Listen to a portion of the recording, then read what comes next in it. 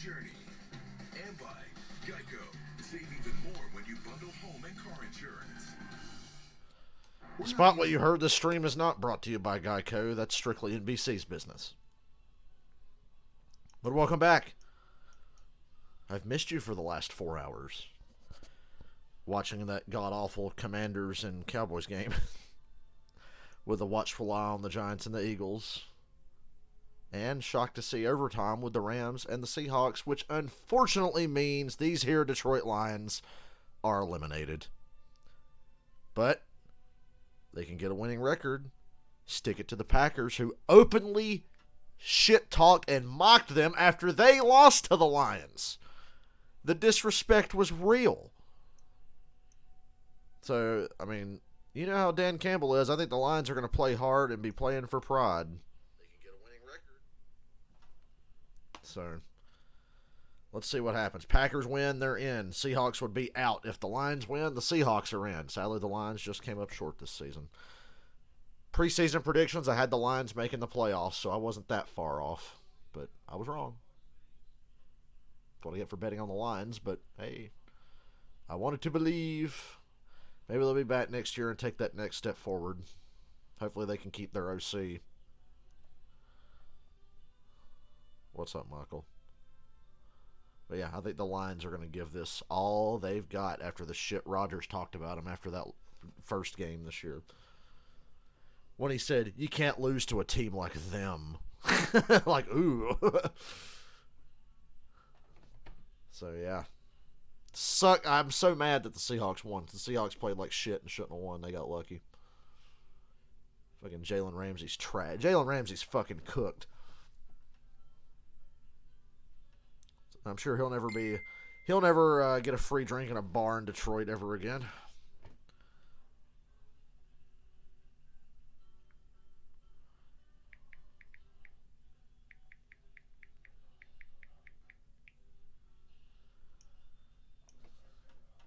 Well, this last game is simple. Because the Seahawks beat the Rams earlier, that means the Lions are out.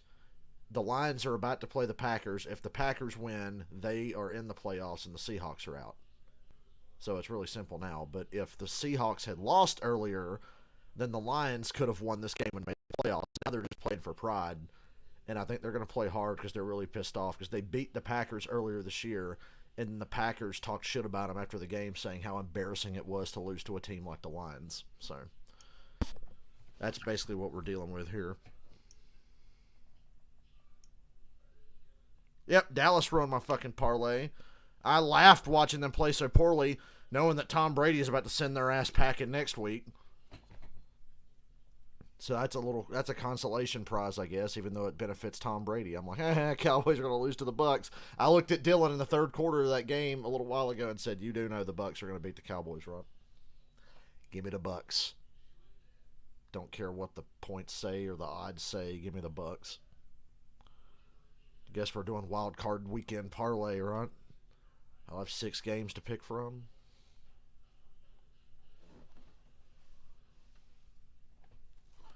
Don't know why my phone turned off there, the screen.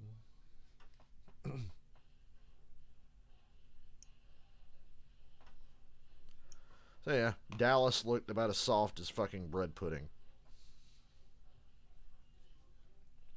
And I remember thinking, shit, I was like, what did I take in my parlay? And I looked and saw Cowboys, and I was like, God damn it. I'm an idiot.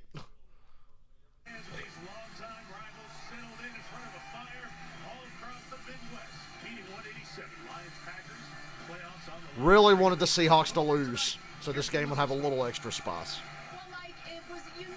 Kittle has been a beast lately. I saw that toe tap touchdown he had. Cardinals played hard early, but the Niners just ran away.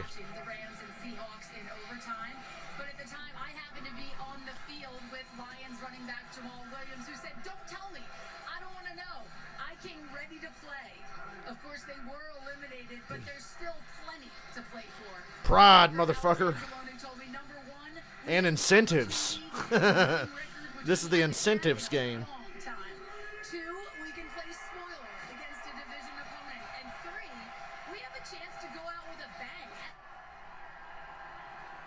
When you're a little kid, this is what you dream about. Meanwhile, Aaron Rodgers told us the Packers are starting to become a dangerous team, but he expects this to be the Packers' toughest test in their recent win streak.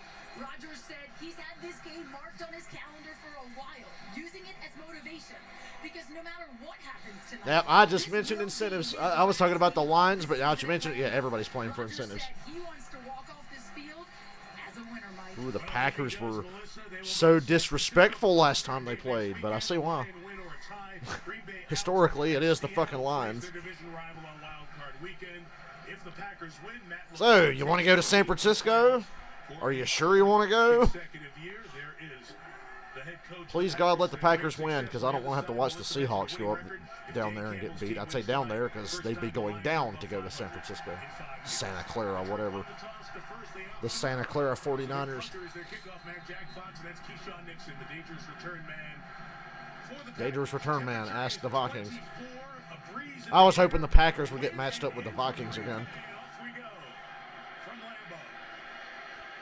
But the Vikings avoid them for at least a week.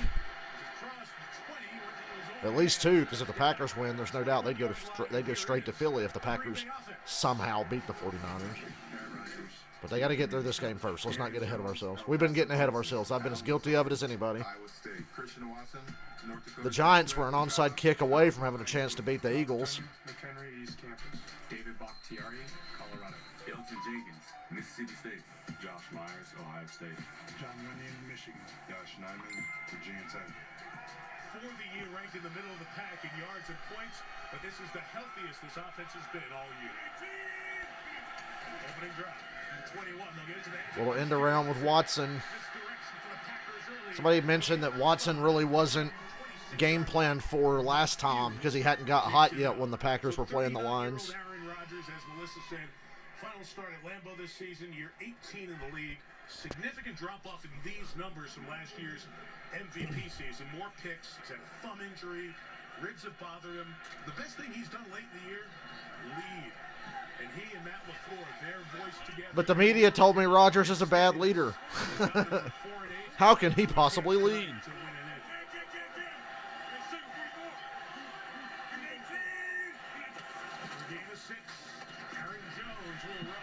Get Aaron Jones run for a first down.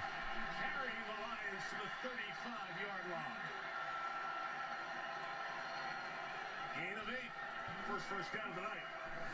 This likely going to be the game tonight. These two linebackers and what they can do to try and match up. Just a couple of weeks ago against Carolina, Carolina just ran all over this Lions defense. They did not have number 5, Deshaun Elliott, in there, who's such a key guy as that safety down in the box to help against that run.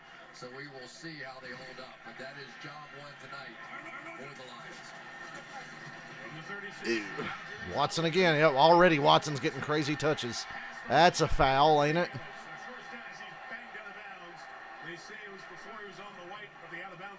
That could have been a foul.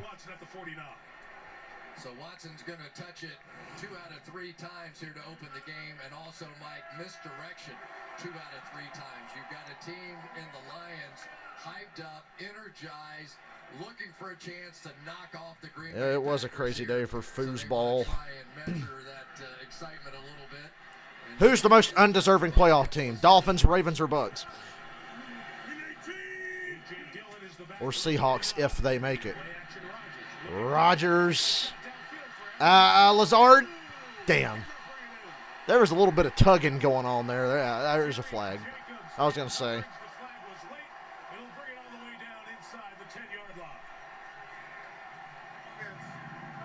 Cameron, if you win 7,600, I want 100 of it. I saw some tugging there on Lazard, so. we got Jacobs, who is really in pretty good position, but watch Lazard trying to work back to the ball. And as he did, you could see the grab of that arm, and I think that's what the official saw right there.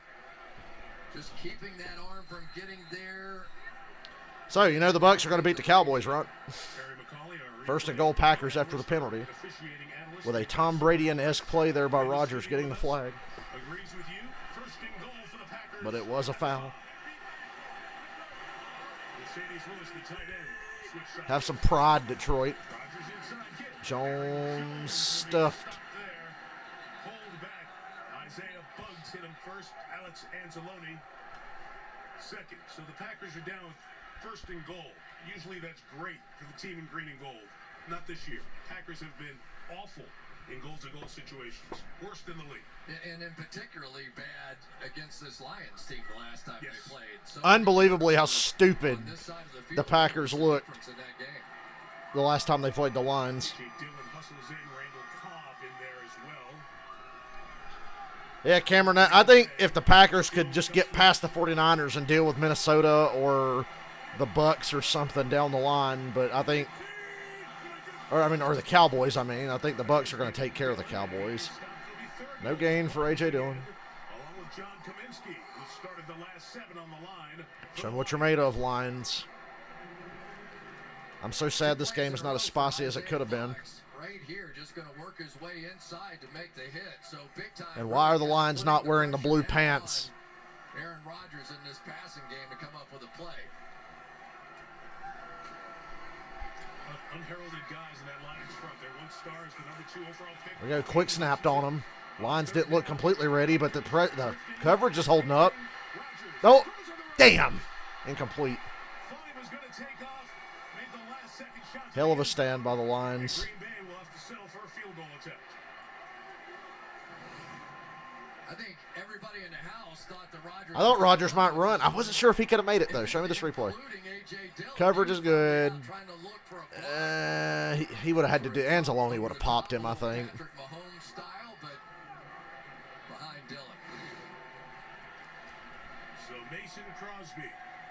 No Packer has played more games than Mason Crosby.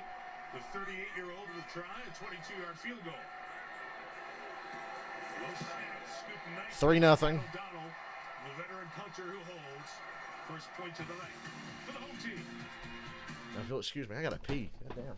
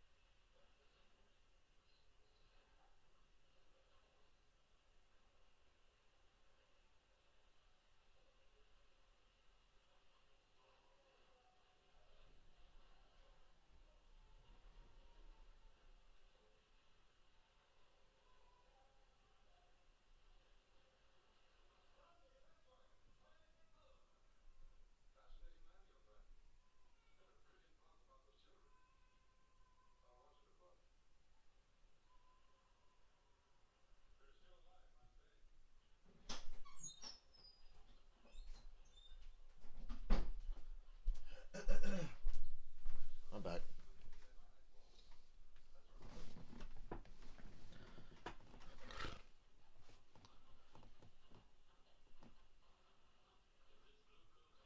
Who won the Broncos and the Chargers game? I didn't even see that. I think the Broncos won. Chargers pulled starters in the 3rd quarter, I think.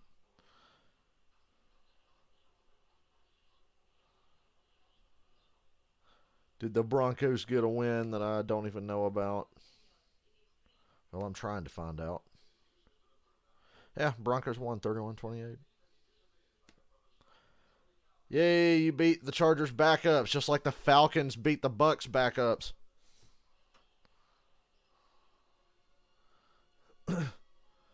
Although Brady played more of that game than I thought he was out like first quarter. Brady played to the half. For no reason. Whatever, Falcons beat the Bucks backups. Yippee. Drake London and Desmond Ridder had great games. Algier rushed for like 140. Mike Williams got carted off. That's around the time they started pulling starters, right? I did hear about Mike Williams. Just in time to go lose to the Jaguars next week. Unreal. Kickoff returns, can't get his hands on it, and the Detroit offense starts at the 25. Jared Goff, Cal. First way I got Kage, leader of the hidden village of the D. Josh The fuck was Jamal Williams saying there? Amon-Ra St. Brown, USC, DJ Chark, Alexandria Senior High School. Amon-Ra St. Brown looks like he beats women. I kid, mostly. Arkansas, Evan Brown, SMU, Panay School, Village of Malawi. I gotta tell y'all about this really dumb sports article I saw a little while ago pop up on Twitter that people were sharing around and laughing at.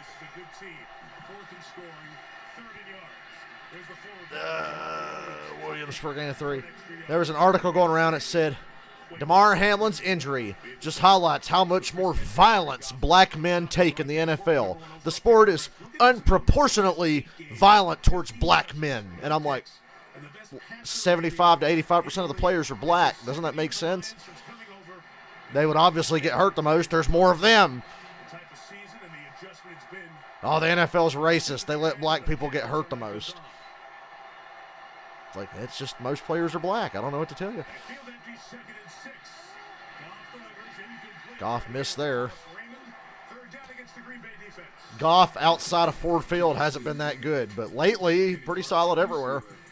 No interceptions in his last 8 games. Stevenson High School, Devondre Campbell, Minnesota, Quay Walker, Chris County High School, Kingsley Nagbar, South Carolina, John Money Alexander, Louisville, Adrian Amos, Baltimore Maryland, Darnell Savage, Maryland, Rossi Douglas, Sussex Ave. 4 turnovers each in the last 2 games. Been part of the turnaround story. DeAndre Swift is the back. 36.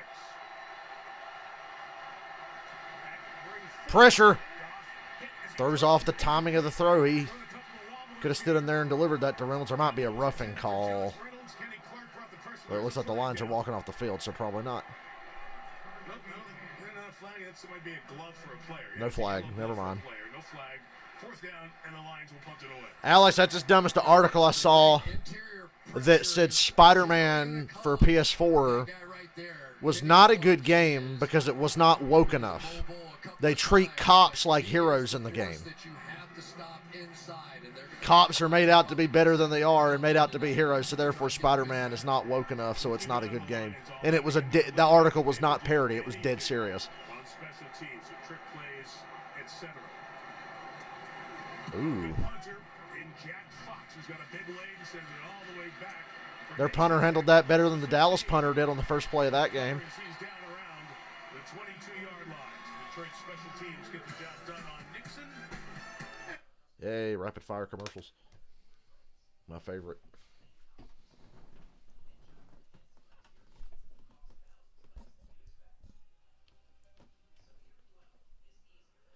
Spider-Man, 4 out of 10, not woke enough.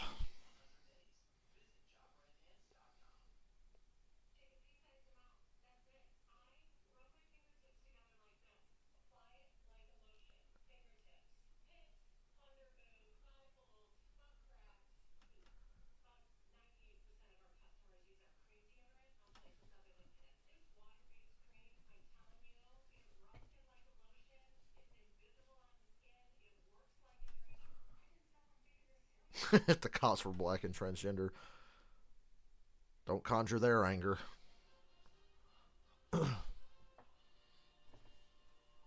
It is, ma'am.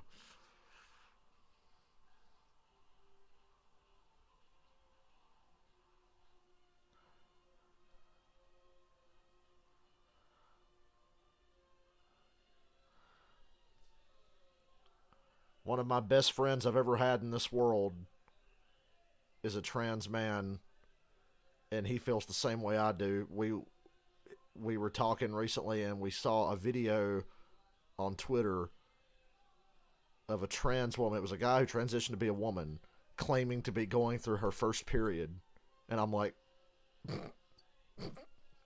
no, that's not possible.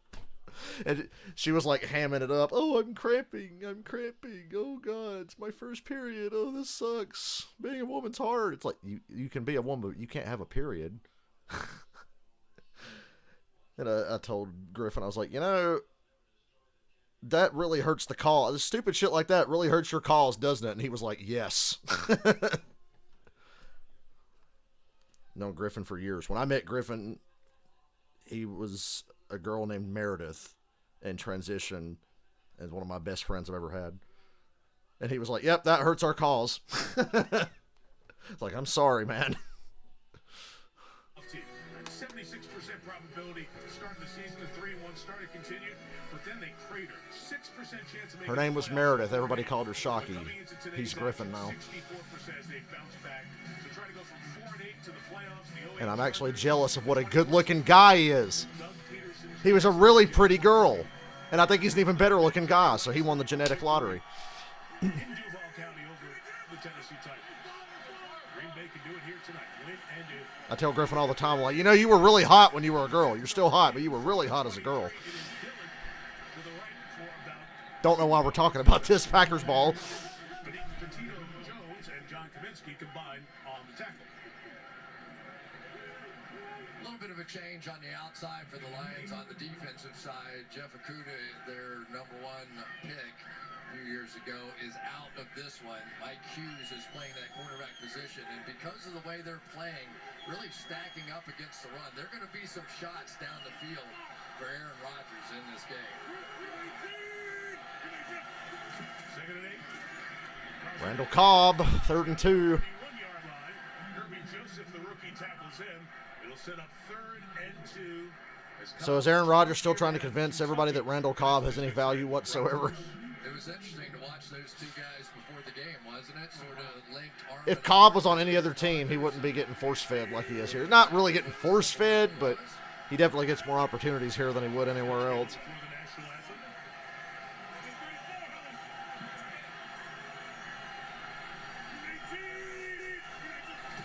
Third and long yard, it'll be And Jones, I think he got it. Ooh, they got to mark him just short. going to be very close. Inches. I think he got it. The mark has Aaron Jones short. Yeah, I see Cobb getting his few catches every game, so there's some value there. I just remember how he used to be. I'm knocking Cobb compared to what he once was. Packers are going to go for this. They got marked short. Quarterback sneak. Quarterback sneak. Nah, they're not going to do this. Don't fucking move, Detroit. Don't move. Don't move. You ain't going to stop the sneak. Oh, no, they are going for it. And they call a stupid play. What the fuck was that call? An end around with Lazard? That's your fucking play there? Jesus Christ. Lions will take over at the Packer 31. Somebody ate the entire Sonic menu in 24 hours. What is their stomach made of? One thing that you do notice when What the fuck was this play call? is his speed, his quickness. You saw Guys, look, the Packers are doing the thing again where they're basically in a playoff game and doing stupid shit. step that way and was in perfect They're position. doing it again And now because this is basically a playoff game. Their defensive coordinator, Aaron Glenn. Excited about that. Terrific player in his own right from his NFL days. So that was dumb. EDP's been given a month to live. Jeez. Can't believe he's still alive. He might make it longer. Who knows? St. Brown on a screen. Doesn't run into anybody till about 11 yards down the field. Well, this is a concerning start. Couldn't punch it in from the 3 and then turn around and do some dumb shit on 4th and inches deep in their own territory. fastest guy in the world, not the toughest guy, the quickest guy, anything. He is just a football player. Get him the ball in big situations, and good things happen for the Lions. I thought Goff needed a completion. His first 2 throws did not look very good. You're saying something. It was ugly looking. From the 20. Good pocket. Don't know where he was looking with that ball. Douglas had St. Brown well covered. To the outside, it's been a big part of how Green Bay's defense has done so well. I don't mind going for it there. Just call the fucking sneak. Rasul Douglas had been playing in the slot. Just call the sneak. And then Eric Stokes got You'd have been better off just running it with Jones. outside. You'd just been better off calling a straight run play or a sneak. Now let's get cute. Severely disappointed when Douglas went outside. I won't say exactly what he said. Give it to one of our useless fucking receivers. Slot that he did out Although they're not completely useless. Lazard's a big play guy. Watson's a beast.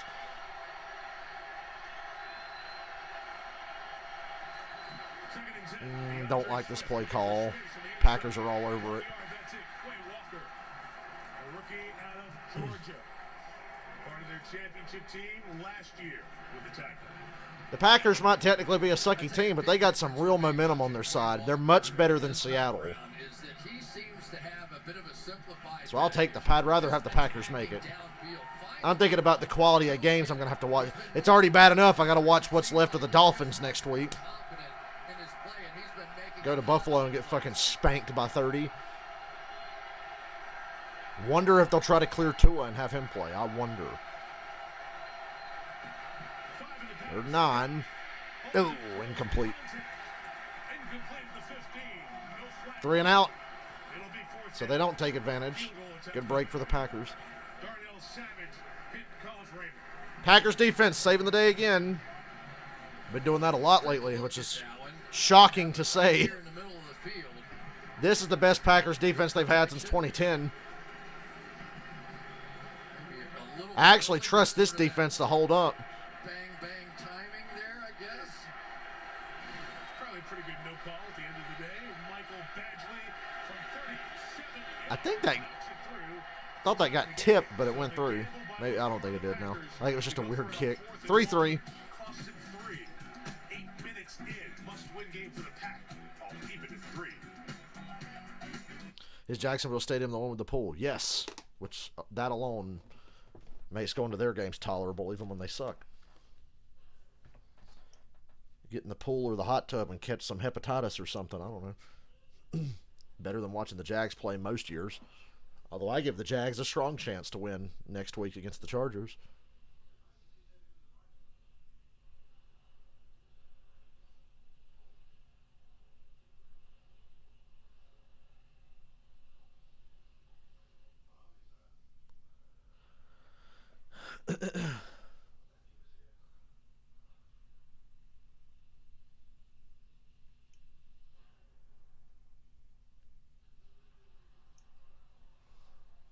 Hey, Cameron, good news. Caleb went to jail, and I'm happy about it because he was getting on my nerves.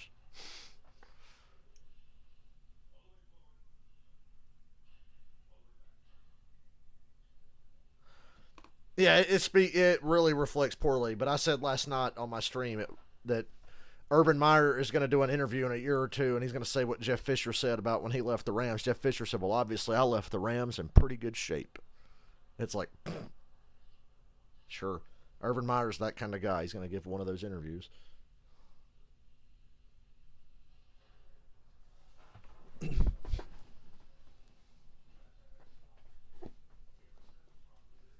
Really wish Dallas didn't screw up my parlay so I'd be really invested in this.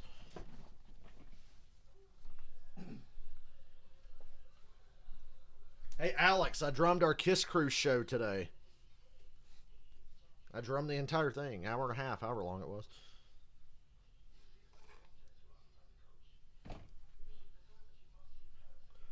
I remember the hardest stretch of the show was like She, Parasite, Making Love, and then when Paul was like, come on and love me, I was like, yay, an easy one. You know what makes She so hard is that there's like a million different fucking ways to play it, because Eric plays it a different way every time. Peter never played the same fucking thing twice. I'll sometimes just get confused and go, how do I want to play this? Coverage is brought to you by Geico. Parasite's kind of the same way. Here to Lambeau, you know it's expanded a lot recently. It's Titletown, that area. But it was like, come on and love me. I was like, yay. Run down the hill there. We have so much they have built around this Cathedral of Football 66th season. King of the Nighttime World's like the most easy, fun song to play. Kickoff by Jack. That was like the third song in our Kiss Cruise show. From the 3. It's announcing it to the outside.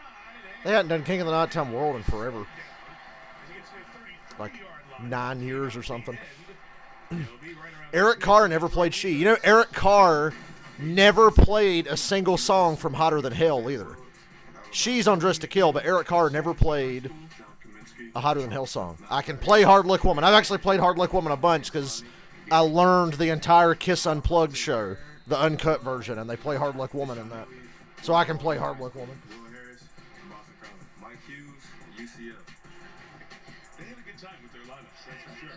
They haven't had a good time on defense. The ad-libbing and shit on Parasite and She fucks me up, but I love the ad-libbing and weird shit you can do on that Eric does on Cold Gin and Deuce. Aaron Rodgers hands to him. Aaron Jones did a lot of work there to get out of the backfield. For Jones, who had his right ankle looked at after the opening drive of this one.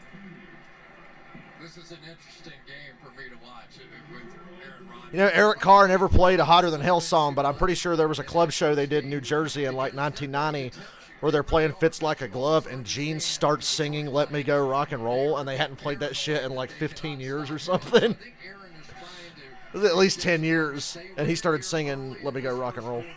but you know Eric Carr was better than both his nephews, Derek and David. The 39-yard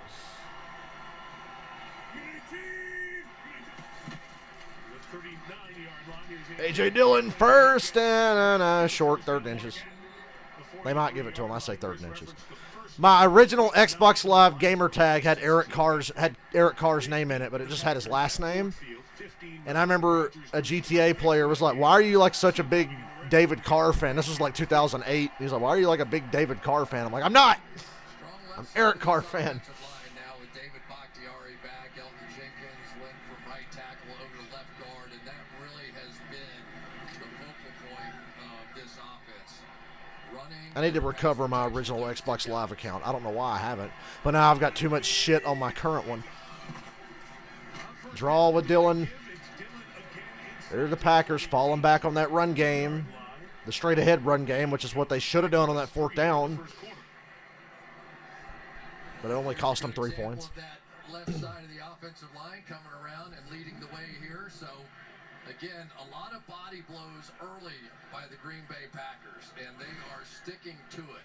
Give credit to Aaron Rodgers because it's really easy for him to look down that field and say, all right, I really like some of my matchups out here, especially without Akuda in the lineup. And yet he sees those safeties. Kissing the giant baby. I'll always remember that. Throwing here on 2nd down, firing to Christian. Wide open Watson. Right around the 25-yard line. I'll always remember Ace's line, "Look, it's working." Because Gene, Paul, Peter, and Ace actually did the voices in that. This one goes out to our old friend Milkman, or whatever the fuck Paul says it to him. And then you go up and back out. The safety be inside of you, but you have to respect the speed of Watson. We were out of practice the other day. He took off. My makeup. You could just feel the speed as it went by. 27 on that catch. Peter Chris made me laugh so hard on Mad TV with one line. Oh, look, it's a flip to Lazard again. Oh, look at that. It didn't work. Shocker. Keep doing it, though. Peter made me laugh when they were on Mad TV, and they're fighting Michael Jackson. And the Michael Jackson goes, "Shimon!" And Peter goes, "Whatever the hell that means." This year and more, and 3 interceptions on the season. Which Wonder how hard Gina Paul tried to talk them out of giving Peter a line. his entire life. And his first interception came against the great one, Aaron Rodgers, down in the red zone and making a play. But Dan Campbell's put it simply. He said, "We got ourselves a football player." Bootleg with Rodgers. There's Randall Cobb, proving me wrong. Maybe Rodgers should try throwing the ball to Lazard instead of, like, you know, flipping it to him or handing it to him. The linebackers for the Detroit Lions know that they have to be able to stop this running game, right? And so what you see is them having to come downhill and really attack it. So any sort of play action, any sort of bootleg is going to create some voids. I will say one thing. Nobody in KISS is a tryhard. Except maybe Paul, but...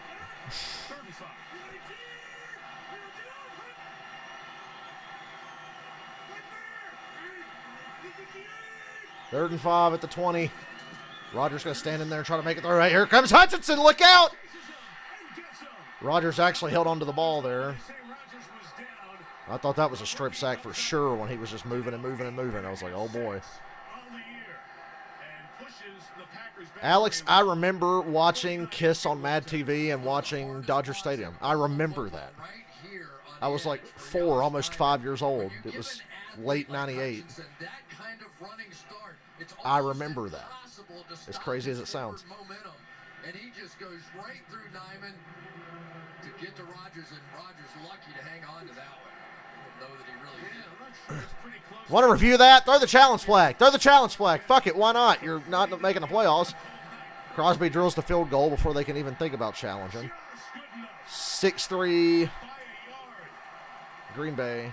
Mason Crosby, who kicked a 56-yarder in the cold conditions against Minnesota. Don't know if there would have been enough there to overturn it, but it looked like that ball might have been moving and rolling out. It was the hit on Rodgers and Hutchinson going after the ball. Okay, he was down. He was down. May have been down before the ball comes. Alex, when you think about it, your history didn't start that like, well, when did my history goes back to like 97, 98. Like, I mean, I was barely old enough to know anything. But literally as long as I can remember. So it's like 97 at the earliest. And that was 25 years ago. And 7 Kiss Cruises later for me. My first concert was the farewell tour. I was supposed to be the last. That show's on YouTube. I was so happy to see that because I was like, man, I've always wanted to watch that show. It's on YouTube.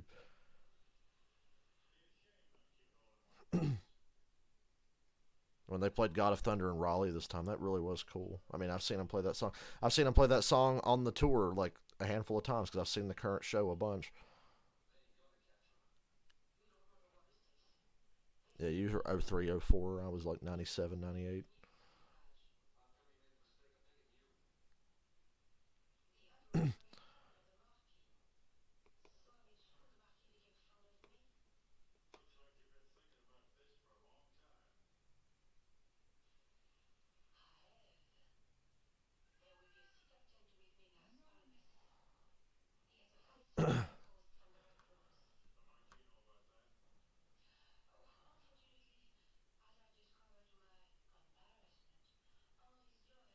It's so fucking hot in here. I said this yesterday. I love this new chair, but because it's leather, your back gets so sweaty if it's hot in here. Gross. Need like a cushion or something. I don't need a cushion for comfort. I just need it to like keep me from getting sweaty when it's hot in here. I play drums in this chair because it's got such good back support. I should have a throne, but I play in this chair. I lower the armrest down and I play in this chair because that's got the you can raise and lower the armrests. He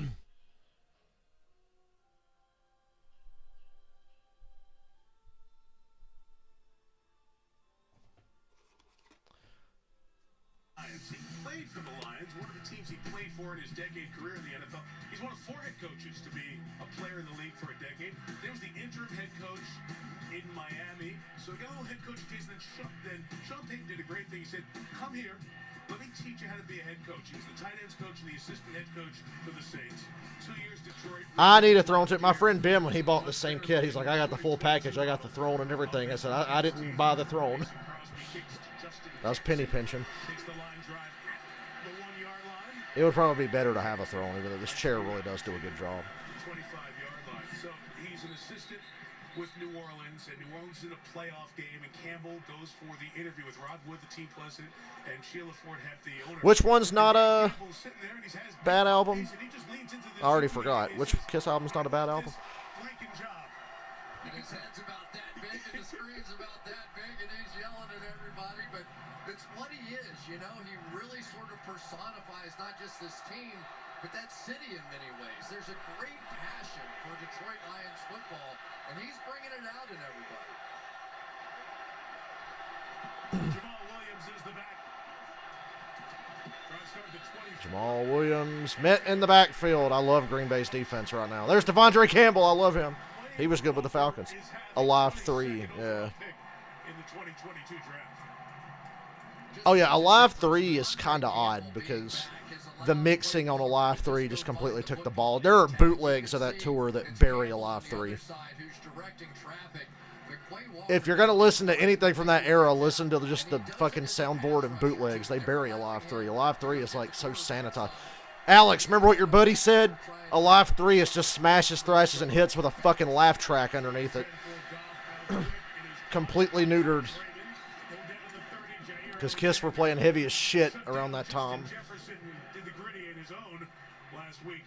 Best version of Kiss is 92 to 95. 92 to 95. The best Kiss ever was. Revenge, Alive 3, Carnival of Souls, that whole deal. The live shows are great.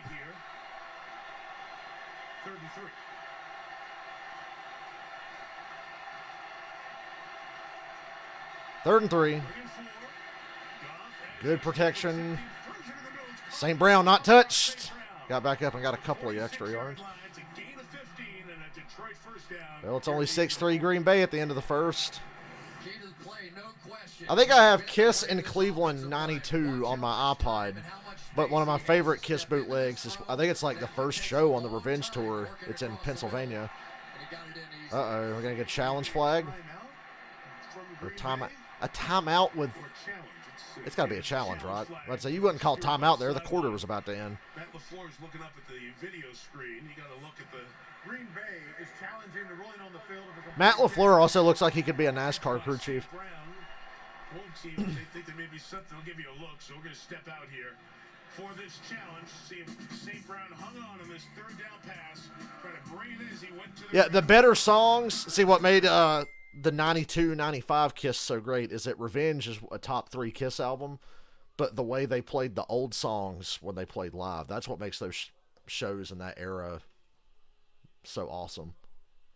And they were kind of underground again, and you know, they had street cred and were really cool.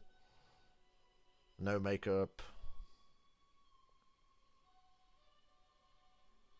I was born in 94, so I don't remember. But I grew up watching Kiss Confidential and listening to Alive 3 and watching Kiss Unplugged. I grew up on that. So I have a connection to that version of Kiss, even though I was born right at the tail end of it and don't really remember anything. But we had Confidential, Kiss Unplugged, Alive 3, and Revenge. And I listen to those all the time. One of the coolest things I've ever seen Kiss do was on the cruise, not this past time, but the previous cruise when they played Take It Off from Revenge. I was like, man, I never thought of that. I never thought they'd even do that song ever again.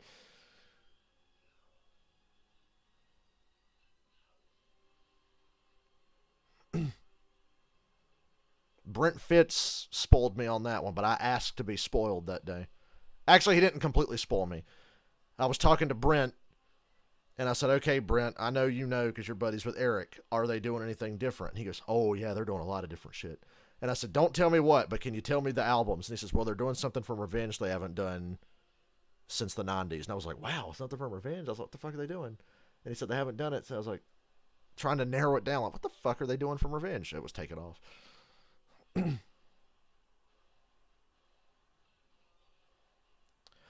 Kiss at the Ritz in 88 is one of my all-time favorite Kiss shows, and I'm not a big fan of the way they played in the 80s, but I think when they went to Japan in 88 and when they played those clubs in 88, because they toured the U.S. and the tour was fucking lame for Crazy Nights, and then the second part of the Crazy Nights tour was actually kick-ass, and Japan 88 and the Ritz in 88 are really good shows to listen to. Because they started bringing, that was when they started bringing back old songs. They were doing like Deuce and Strutter. And they hadn't done those in like a decade at that point. And they call it incomplete. Good challenge, LaFleur. We never got a good replay to see if it was incomplete. I thought it was a catch. Yeah, Mike, he really never gets control before the ball hits the ground. And when it's on the ground, the hands are off the ball. Okay, that's incomplete. That's close, though. Some would call that nitpick, like Spinal Tap said. Well, that's nitpicking, isn't it? Well, I love that scene in Spinal Tap where they're being read the reviews of their album. And then you have your album, Shark Sandwich, which got a simple 2-word review. Shit sandwich. You can't print that. The actors actually started laughing and breaking character in that scene. It's hilarious. He says, shit sandwich, and they all start, like, trying not to laugh.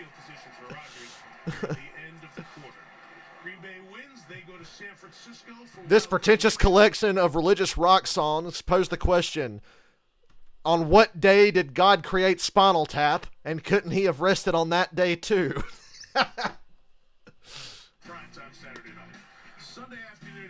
This band is drowning in a retarded sea of sexuality, or whatever the fuck the other review said. Well, that's nitpicking, isn't it? On what day did the Lord create Spinal Tap, and couldn't he have rested on that day too? Watson on a reverse.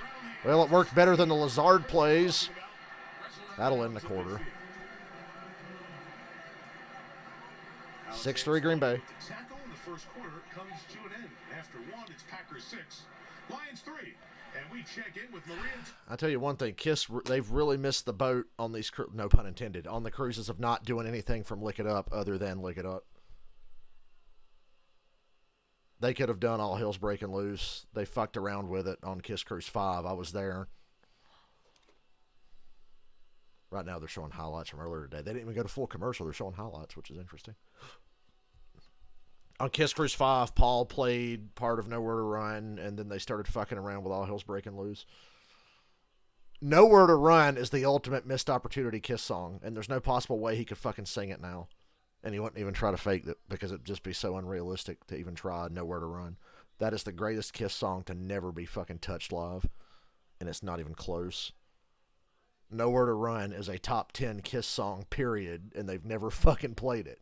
Despite the fact that on the convention tour, they would fuck around with it constantly, and Paul said over and over, oh man, we're going to learn that one. That's a good one. We got to learn that one. And never fucking bothered. And then he fucked his fucking voice up, and now they haven't even tried it. He played it by himself acoustically on Kiss Cruise 5, though. And actually approached it really well and sang it well. Tuned down, obviously, but Jericho told me about it because he got to go to the fucking private gig. And he was like, he didn't know where to run. I said, get the fuck out. He didn't know where to run? He was like, yep. On the Eighth Day is pretty good.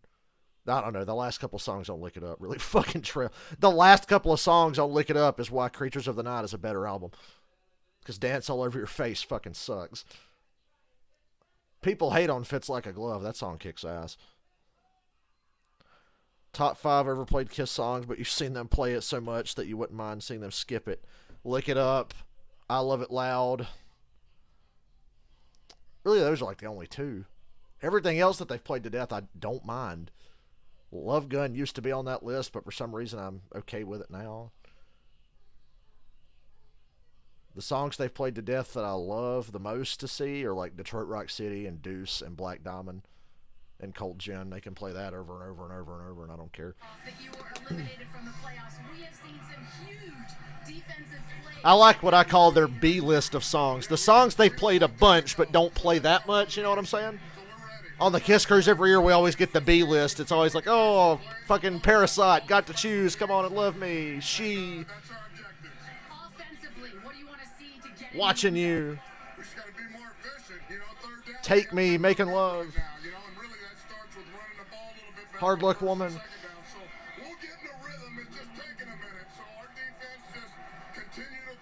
Dan Campbell's so cold he can barely speak. He's like, it's like he's having a stroke right in front of us.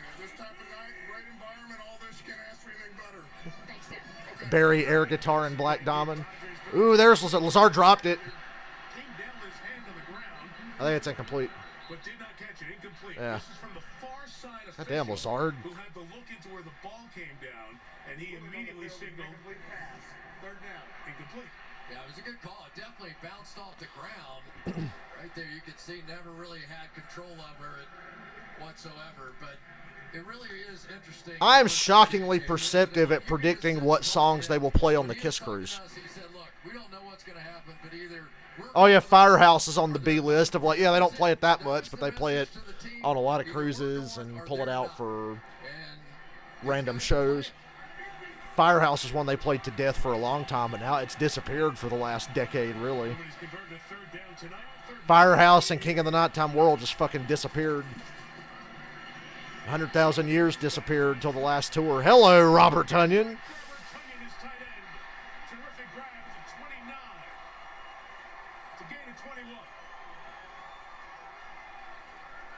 I swear to you, I predict them so well. I wasn't on Kiss Cruise 3. But I remember talking to somebody I knew that was and said, I bet they're going to do Hide Your Heart. I was like, I think it's time they bring that one back. And then they brought back Hide Your Heart on Kiss Cruise 3. And then it became semi-regular. Kiss Cruise 5, I was like, they should do Strange Ways, Flaming Youth, and Mr. Speed. And I shit you not, I predicted it. And then they did. I swear to you, I called it. I was like, Strange Ways, Flaming Youth, Mr. Speed. And I said I. They didn't do I on 5. They saved that for 7.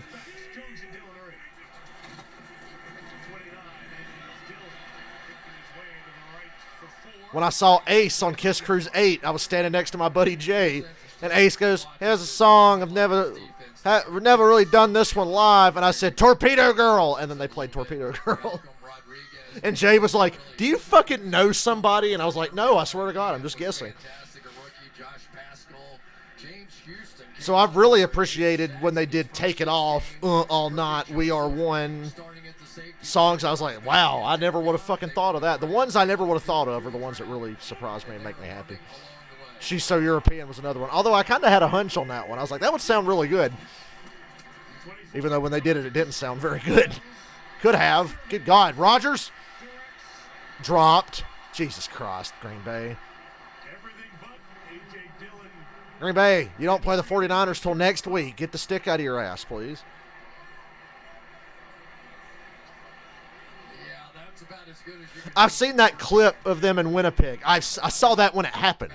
I saw it on YouTube like the next day where they were in Winnipeg and the shit caught on fire and they were standing around and Paul started fucking around playing Firehouse and then they just kind of played it like mostly just instrumental while the crew was putting out the fire. That was a funny one. I've seen that clip. He's at the bottom of your screen on 3rd and 5. Looks like man coverage. Anzalone out here on Tunyon. Anzalone on Tunyon. Roll Hutchinson. Sack. Flag for holding on top of it. Hutchinson, 2 sacks, 9 Penalties decline. 4th down. and his 3 picks this year. Yeah, when Gene started playing She's So European with his band, I was like, oh, that would be good for the Cruise. Number 73. 10-yard penalty. And then if you remember, Gene did It's My Life with the Gene Simmons band. And then the next year on the Cruise, they played It's My Life. It's My Life was the ultimate. Holy fuck, never called it. Never even considered they'd play It's My Life. Because I know any song that I've heard Paul openly bash, Did not matter. Hutchinson, how excited was he to come over here, play at Lambeau, play in this stadium, and play on Sunday Night Football? He was just jacked up, and it's showing in this first half.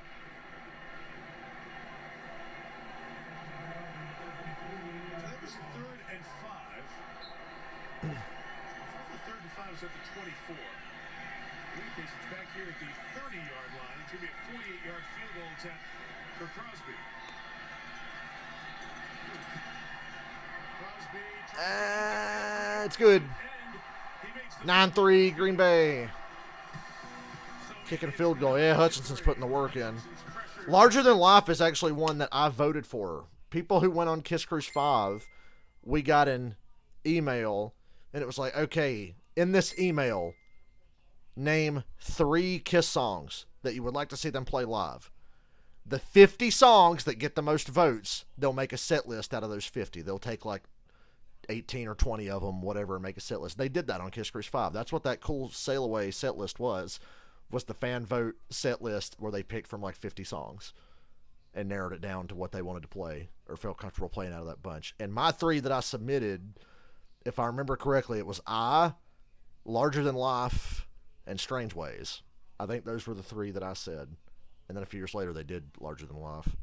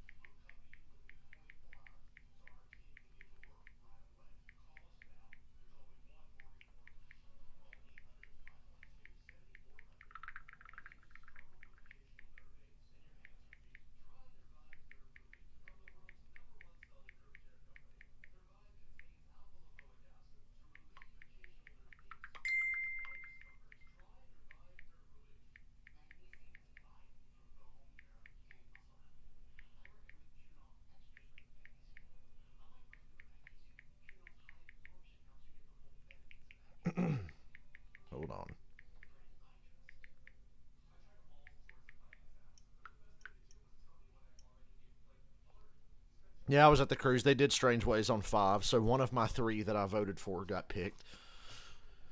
They said, name 3 and the 50 songs. I remember that they shared the list on Facebook. If I went back through my Facebook, I could find the post where they were like, here are the 50 most voted songs among Kiss Cruisers that they're going to make the set list from. And it was like, wow. And I think I made a playlist of it on Spotify. I think I did. 103 and 74 with 7 ties over the years. Here's Crosby after making his 16th consecutive field goal. Justin Jackson to bring it back. And get out to the 25-yard line. Let me check that. Is that playlist still there? I haven't made a Spotify playlist in literally years. They border each other from the Upper Peninsula of We'll check it right now. top of Wisconsin. And in Spotify. Wisconsin, all Packers, 28-3, best home record in the NFL against one team for a minimum of 20 games.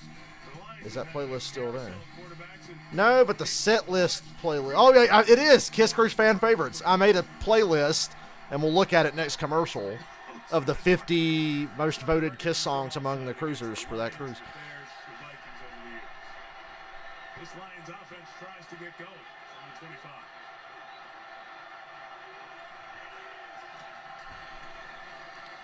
Last night with the temperature in the 20s. There's a run for 1. 1 yard there for Jamal Williams. It is so fucking hot in here. Why is it hot in here? I'm about to open my fucking window. It's raining outside for the 8 millionth time in a couple of weeks. It's like we live in fucking Seattle. And these kinds of conditions to throw the ball, you can see gloves on for this game tonight, and it just has not been sharp. Remember, this is a team that has scored 30 or more points 8 times. That's more than in the NFL, more than Kansas City, more than Buffalo, more than San Francisco. Gosh throwing low tonight. See if that's a catch. I think that's incomplete. 34-yard line. For the moment, it's ruled a catch. It would be 3rd and a half yard. And the Lions send some big personnel in. Yeah, but it doesn't seem like it's coming out a little funny. It's just not sharp. I mean, that's one of those throws should have been easily caught with space to turn around and go pick up the first down. James Mitchell, the rookie with that catch, his 11th. Lions bringing some big bodies, including Matt Nelson, the extra offensive lineman, Jason Kabinda, the fullback. Flea flicker on 3rd and 1. Look out. And throw for Jameson. And it's caught. The rookie Touchdown Lions. Williams all the way home. There's a flag. But there's a flag down. And it's coming back. Oh, it's coming back. Holding offense. Number 67. 10-yard penalty. Damn. 3rd down.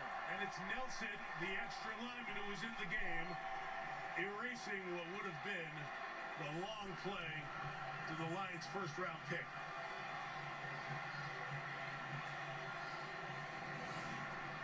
Not much doubt about it here. You're going to go right there. Watch this on the tail end of this. As he tried to spin out, the takedown, good call. Jaron Reed was the man who got inside of Nelson.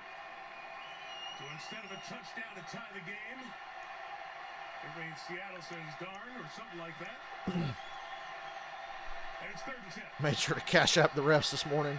All the Packers shareholders and owners probably grouped together.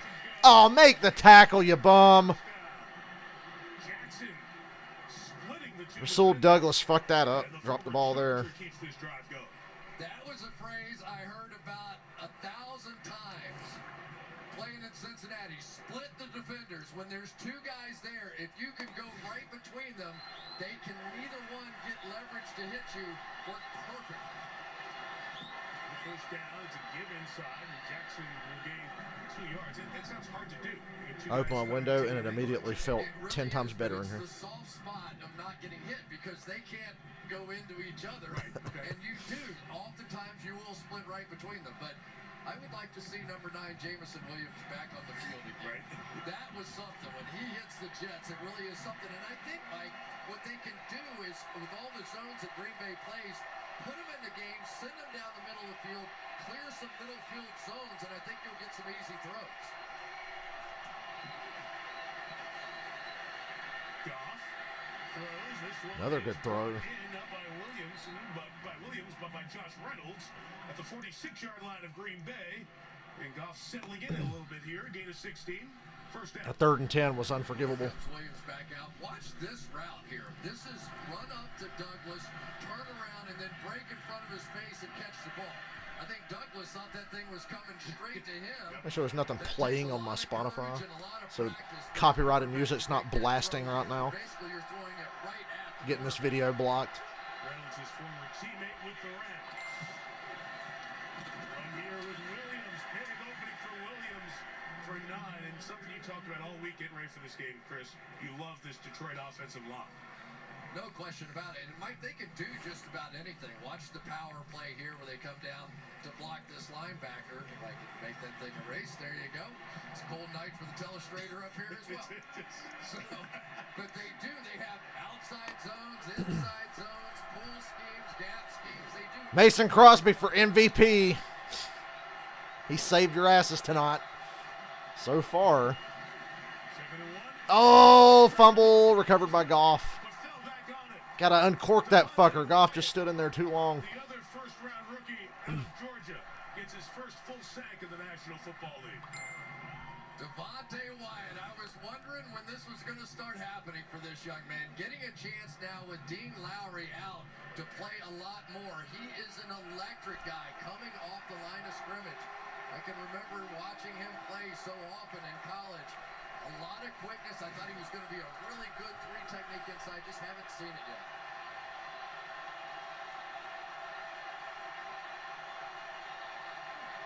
Draw, and it's going to work. First down. They were going to go for it on 4th if they didn't get that. That's what that play call will tell you. And Swift gets him the first down. A great play call right here. You're going to end up with these wide edges here. So why not? Let's run a trap and just take out that wide technique. And it's an easy first down. Nicely done that time on offense by Ben Johnson. Good call.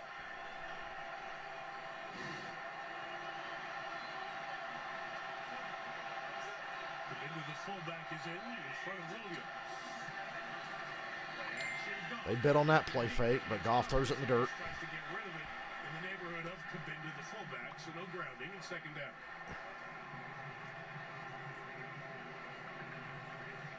The Lions have been running the football effectively, so the Packers now come back with their 5-man front up there and try and put the ball in the hands of Jared Goff and say, let's see what he can do beating us on the ball.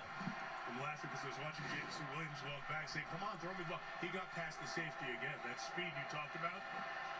There's a big play about to happen for Detroit if they can hit it. You saw it earlier. It just got called back. There's another one coming. Barry used to be the defensive guy with the Lions. Swift. Not on this one, though. They lose 4 yards on that one. What a story he has been this year. Benched, position moved, but impactful late.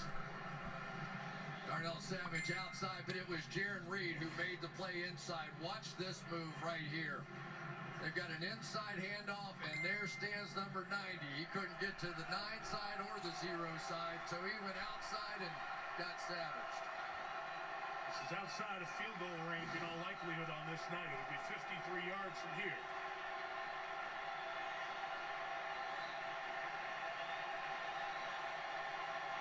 Lions need 14. 3rd and 14. Goff throws. Short throw, make a tackle. Like he should have done like 5 plays ago on that other 3rd and 10. Will be 46. We'll see if Badgley will come on or the Lions will go for it. They go for it on 4th down as much as anyone in the NFL the last 2 years. But instead they'll send on Badgley. I think it's Here comes the money badger. a lot of reasons, but What a the great longer name the for a Lions kicker. Stay in this game, the more the pressure really shifts to the Green Bay Packers here. Definitely more And fitting than a already punter won whose last name is that type of Anger. game in Detroit. So I think the Lions and Dan Campbell very comfortable here if they could just keep it close to the 4th quarter. For 46, Badgley. He missed it. Another break for the Packers. Yay. At the distance, but missed it to the left. So the Lions have their best drive of the night. Come away with nothing. The Pack leads by 6.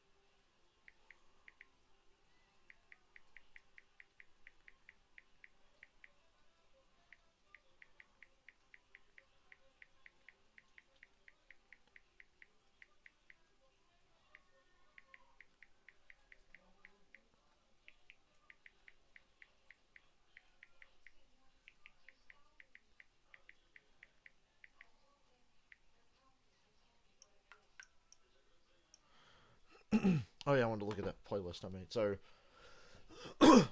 nobody watches these fucking streams for football anyway, but so there were 49, so it was the top 49. Odd that they went with 49 and not the top 50. In no particular order: Strange Ways, Going Blind, Room Service, Sweet Pain, which they would do later on, Flaming Youth, Take Me, Mr. Speed, Ladies Room, I Stole Your Love, Tomorrow and Tonight, All American Man, Rockin' in the USA, Larger Than Life, Sure Knows Something, Charisma, which I'm surprised they haven't done, Magic Touch, X-Ray Eyes, which would be amazing, I Was Made for Loving You, Is That You, Shandy, Naked City, Tomorrow, Rock and Roll Hell, which I saw them do, Danger, I Still Love You, I'm a Legend Tonight, Nowhere to Run, Not for the Innocent, All Hell's Breaking Loose, Million to One, Heaven's on Fire. Why did that make the list? Thrills in the Night, Who Wants to Be Lonely, King of the Mountain, Crazy Nights, Reason to Live, Turn on the Night. Gee, I wonder why that Kiss said we'll pick from these and decide which ones, because I don't think Paul could sing any of those except Crazy Nights.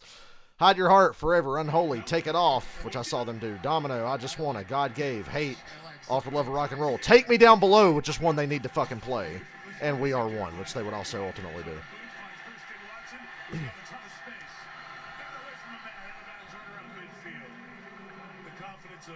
Christian Watson continuing to show. Gain of 15 and a first down. Don't you think that first 3 touchdown games just, I mean, you can almost see that young man just start breathing again. He had the talent. They knew of the talent that he had. But once that confidence started to kick in, and once Aaron started to believe in him, and once he was able to start having conversations, remember, he missed most of camp and all the early part, and so he didn't get a lot of the developmental, but man, did he explode late in the year. Two in motion, first and 10. And we get a whistle here, and the Packers take a timeout as the play clock was running down. 5.5 to go. And down to the field, here's Melissa. Mike, I talked to Christian Watson about how his relationship with Aaron Rodgers has evolved. Watson said it was difficult at first, trying not to let Rodgers You down. keep checking the Packers line. So I'll do that after really big games. I never browse social media for like comments on sports and shit, because you know how people are. Hell, you know how the NASCAR people are. But after certain games, if a team really I tell you what, I've been looking at a lot of Indianapolis Colts Reddits and shit this year. A lot of Colts, a lot of Raiders, a lot of Ravens. A lot of teams that just keep routinely fucking blowing it. Yeah, but I can remember playing Falcons, it's like 50% doom and gloom, the other 50% overly optimistic. always an interesting Nothing really toxic, though. when you try to develop that. The we want rid of Matt Ryan crowd got their wish, and now the team's worse. Aaron Jones runs into the waiting arms of the Lions defense, and Benito Jones again. Second down coming up. Here's the first play of the season on offense for Green Bay. Rodgers, one run shot. Watson's got it. Didn't get it. And that led to some other drops. Even that Dallas game you talked about, 3 touchdowns. He had a couple of drops there, right? Yeah, but that was his bugaboo coming out of college. He was a burner, and he did great, but look at what he's done since week 9. He has just exploded and become a real possibility for Offensive Rookie of the Year this year. Second and 10. Corner blitz picked up. Robert Tunyon. Slides it to Tunyon. Third down, here we go. Hutchinson dropping back to make the tackle. And it'll be 3rd and 5 coming up with 4.5 remaining in this first half. Green Bay win. I find Packers fans to be surprisingly level-headed Seattle. for a team that's had so much success. My new least favorite fan base is Dolphins fans. Because, like I said, I don't even go looking for shit. But I have come across so many shitty Dolphins fans this year because, oh my God, they're good for the first time in 30 years, and it's unbearable. See Zach Tomlin, the 50 at right tackle. He's in for Josh Nijman. Aiden Hutchinson got past Nijman a couple of times in this first half. 3rd and 5, and they blow it dead. 3rd and 5. Play Play again. clock right now. Offense. 5-yard penalty. 3rd down. It's a couple times here on this drive. LaFleur had to take one to avoid a delay of game a few plays ago. Well, I tell you, you got into Zach Tom a minute ago, number 50 out there playing the right tackle position, and he has just been something for this team. He has basically played every offensive line position except center and really played it at a high level. Yet when you look at him, when you watch tape on him, his legs just look skinnier than everybody else's up there, but very athletic in space and can stay in front of some of those great pass rushers on the edge. 3rd and 10. Ooh. 4th down, punt it away. Detroit, Mike Hughes comes up to make the play at the 45-yard line. It's 4th and 6. Rodgers kind of looking over to LaFleur. They've already gone for their own side of midfield this half. Even jumping off sides doesn't get it done this time. Still don't want to jump off sides with Aaron Rodgers. They're not going to go for this. 6, they'll take a look at it.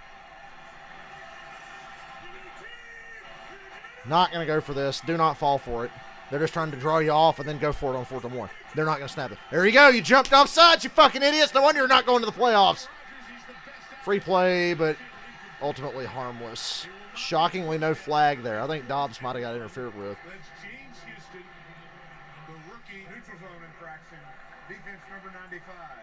5-yard penalty. Still 4th down. Playing his 7th game. Let's listen to him.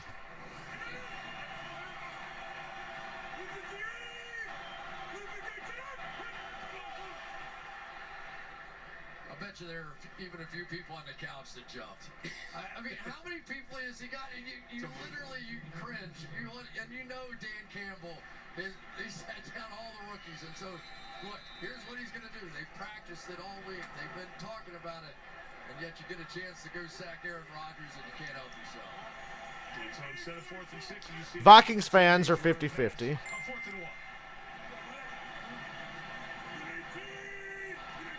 1. 4th and 1. And Dylan's got it. See, they got what they wanted.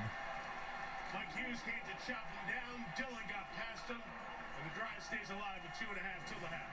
We talk about a lot of people, but let's just spend 1 minute out here on Mercedes Lewis. He has been such a key element of this run game. So much of what they do are those outside zone runs, and basically all they do is go, all right, just run right at Mercedes Lewis. If he takes his guy inside, you go outside. Outside, inside. Just follow whatever number 89 does.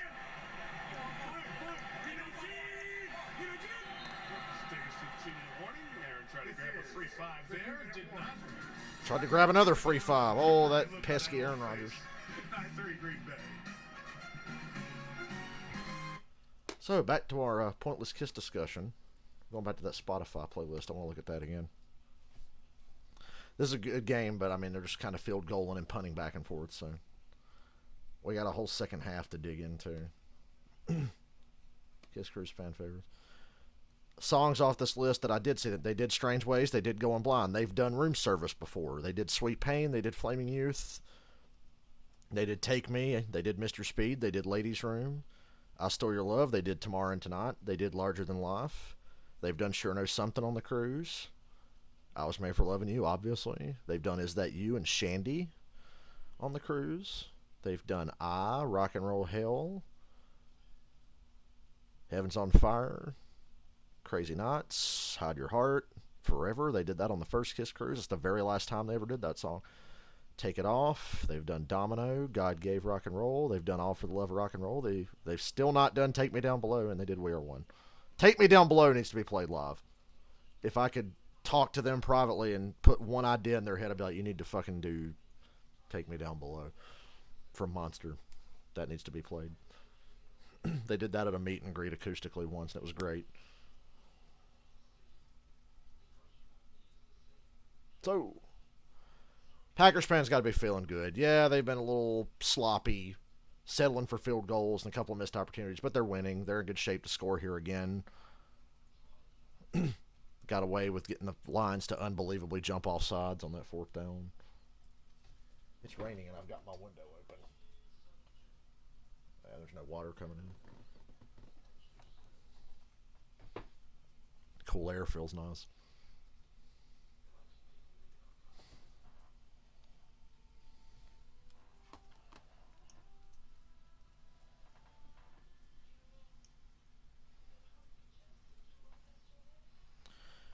Have you noticed how much harder it's been for Tommy and Eric to talk Gene and Paul into doing shit like that the last few cruises? Like, the deep cuts have fucking dried up. They're not really doing many anymore. This year we got Love 'Em and Leave 'Em and Two-Timer, and they hadn't done I Want You in a long time, and they did that. They did King of the Nighttime World, but that used to be regular. So does that really count? On display over the last couple of days. And DeMar, if you're still watching football, we're all thinking and praying for I've you. talked to Tom. Tommy's the only member of KISS I've had a full-blown conversation with. Cincinnati, who really opened Rip up and their destroy. hearts to him so much, and It's time for everyone. Town blue for the Buffalo Bills, and oh my gosh, we were all just Get a touchdown, Packers. I dare you.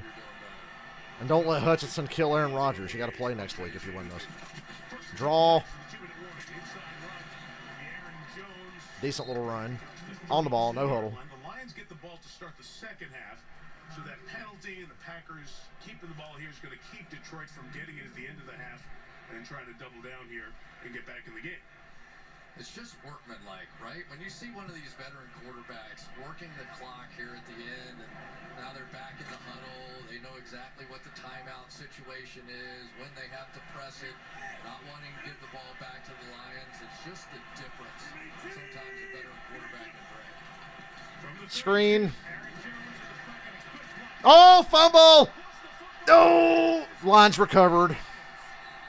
God, I was hoping that ball would roll out of bounds, and it didn't. It just laid there. It rolled a little bit, and then it just kind of sat there. Well, Skip Bayless, how'd the other Aaron do on that play? Did you guys hear Michael Strahan go off on Skip Bayless today without saying his name? But he was calling out Skip.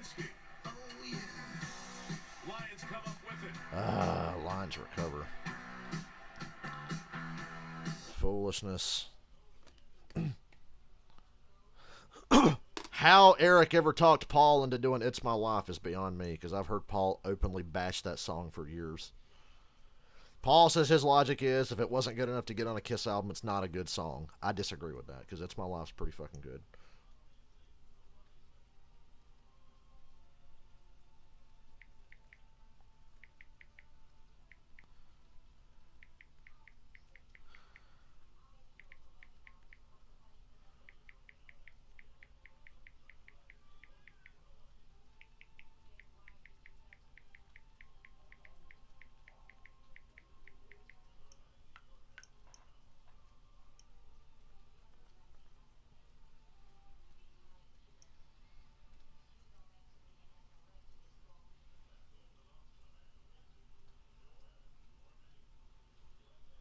Yeah, then why did Paul play Mistake at that private show? Jericho told me about that.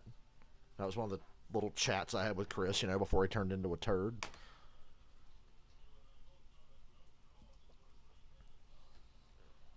I was like, Mistake? And I had to think. I'm like, oh yeah, I know that fucking song. It sounds like a country song.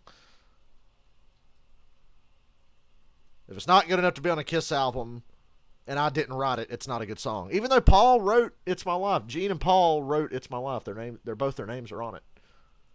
It's My Life is a great fucking song, and it was awesome live. I couldn't get over that. I watched that video all the time of them playing It's My Life. I think Eric at the Q&A or something was talking about when they were rehearsing It's My Life. He said, we played it all the way through, and it was great. And he said, and Paul turns around and goes, oh, it's not as bad as I remember. It's not as bad as he remembers, he said.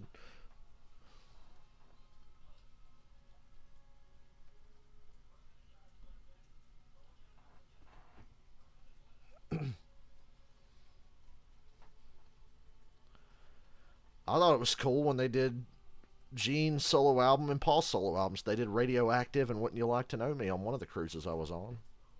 I wouldn't mind hearing more shit like that. Yeah, watch the play right here by Aleem McNeil. He knows that Robert Tonyan is trying to touch that ball while he has a foot out of bounds. A, he never touched it. B, he didn't have anything out of bounds. So it would have been fine, but you're talking about a guy that understands the rules.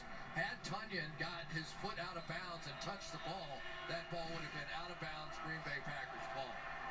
And there's the number on Jones, and Terry McCauley.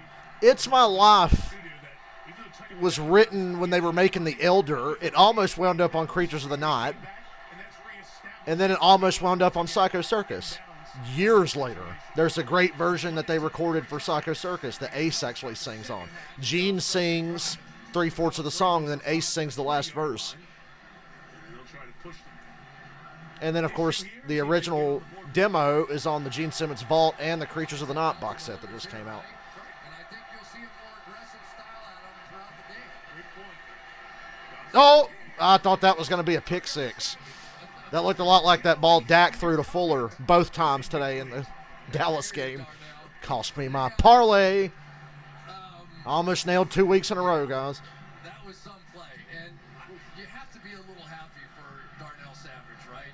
Here's a guy that got benched, and then he got hurt, lost the season. Bring back Kevin King, or I'm never watching a Packers game again. And he earned his way back through special teams, and he has made some big plays here tonight. And he's a first-round pick as well.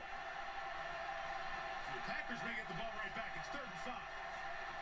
Amon-Ra St. Brown on the move. Goff going that Amon-Ra St. Brown got out of bounds. the 36-yard line. That's the 23rd.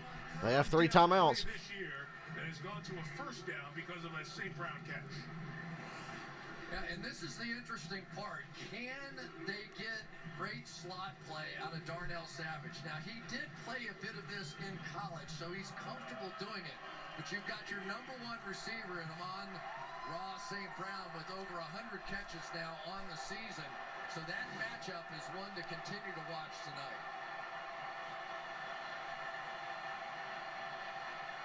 DeAndre Swift, the back.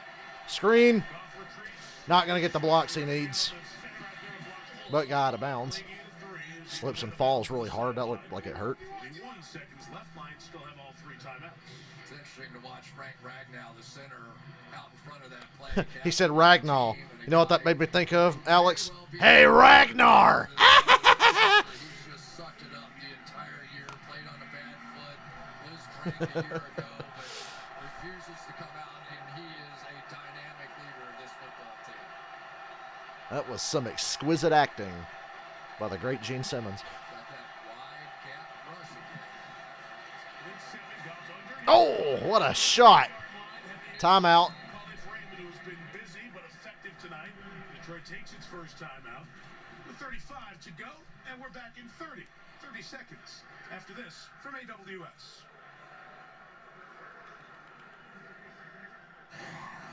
Ever watching I wonder if I have the energy to stay up late tonight. That's impossible. AWS analyzes millions of data points. I wonder. Machine learning and AI from every ball, every player. Enjoy the fact that I'm off on Mondays. George Lopez back on the cruise. What a fucking adventure that was. Anybody want to hear rock and roll all night? No, George. But we're going to hear it anyway, so shut up.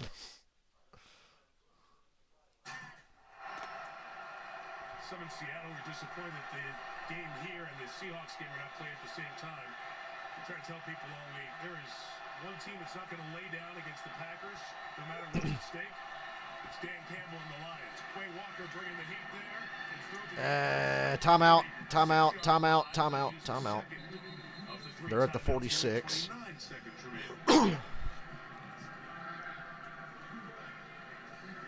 lot of different things happening now defensively here. They're going to fake a blitz here and then back out. Hey, we all know Gene Simmons' best acting performance was in Extract. In fact, I'll make a deal with you. We will settle out of court right now if you put your balls in this door and let me slam it like this. This has not been the type of year that we're used to seeing out of Aaron Rodgers and the offensive side of the ball. And then it's been this defense, especially over those last 4 games, with all those turnovers, really turned this season around. Joe's the Lions defensive coordinator. They were last in the league in points back-to-back years. Phil Barry's shown to be a good coach over the years. Pressure comes. Swift inside. That's what the Packers wanted, but they didn't want to miss those tackles and let the Lions get into field goal range. Call timeout. A gain of 19 with 20. They're at the 36. Okay, they're going to no huddle here. I'd call timeout. You're fucking around here. One more play, one more play, one more play, one more play, one more play. 10, 9, 8. They snap it. 7, 6. Don't take a sack. Dropped. Well, now you got to kick the long field goal. So I get a shot at a long field goal. 55 yards, I think. Field goal range. Yeah, they're in field goal range, really. Serve using that timeout before that play. I mean, you know what they were thinking. They were going to get a cheap completion there and be able to use the timeout. So it's not a bad strategy. You just have to hit the pass. There's a long list over the last couple of years of not the best time management for the Lions. Okay, could be one of those plays where you just throw it 5 yards down the field, get down, burn the timeout. And Green Bay is going to come up with their strategy. Green Bay. They asked the kicker. Left, only 5 seconds. Were they line? I wasn't looking. Were they kicking a field goal there? I just try the long field goal.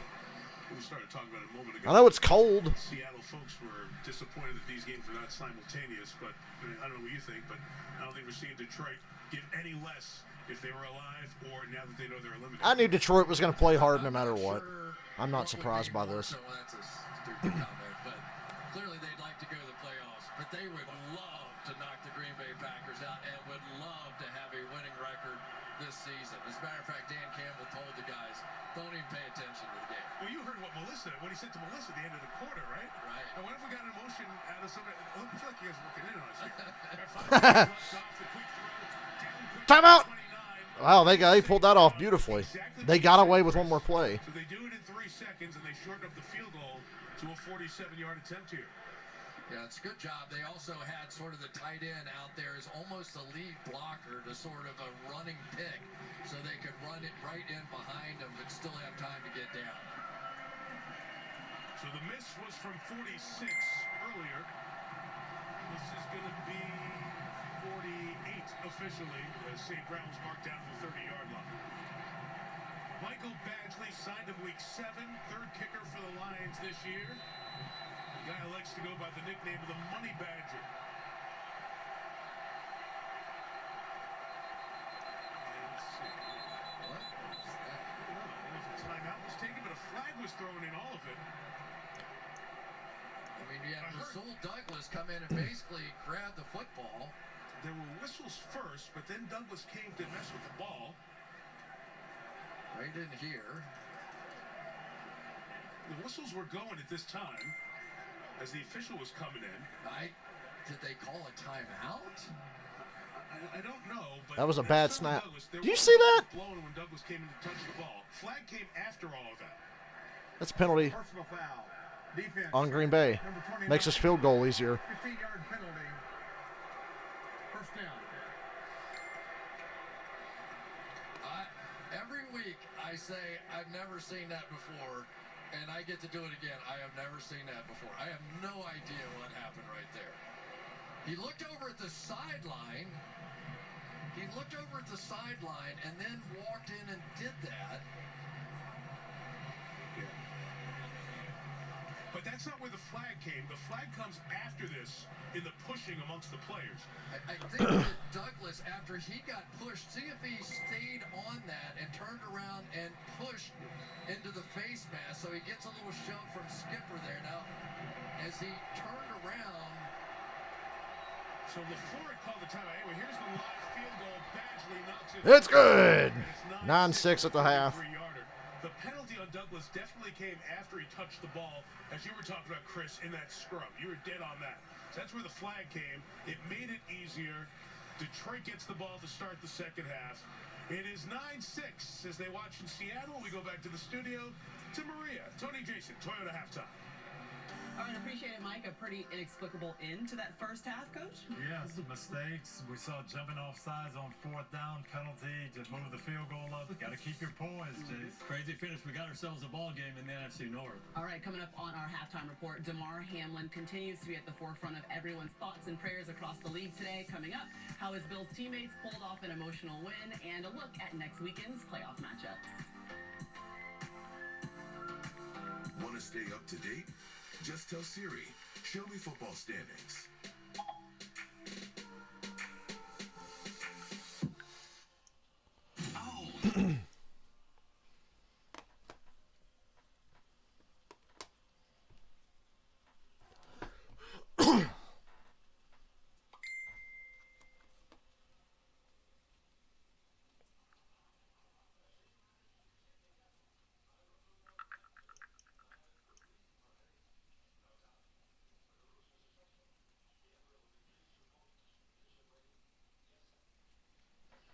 So on a scale of 1 to 10, what is a Packers fan's confidence right now?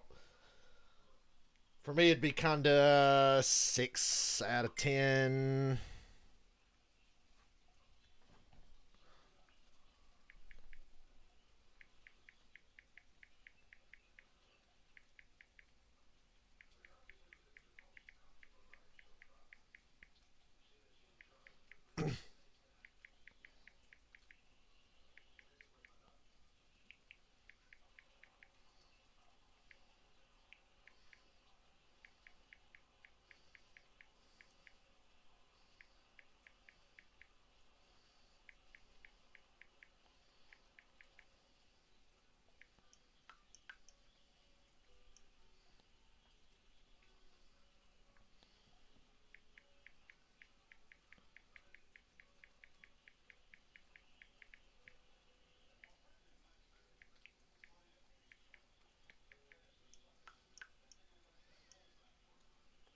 Let me go grab a Powerade.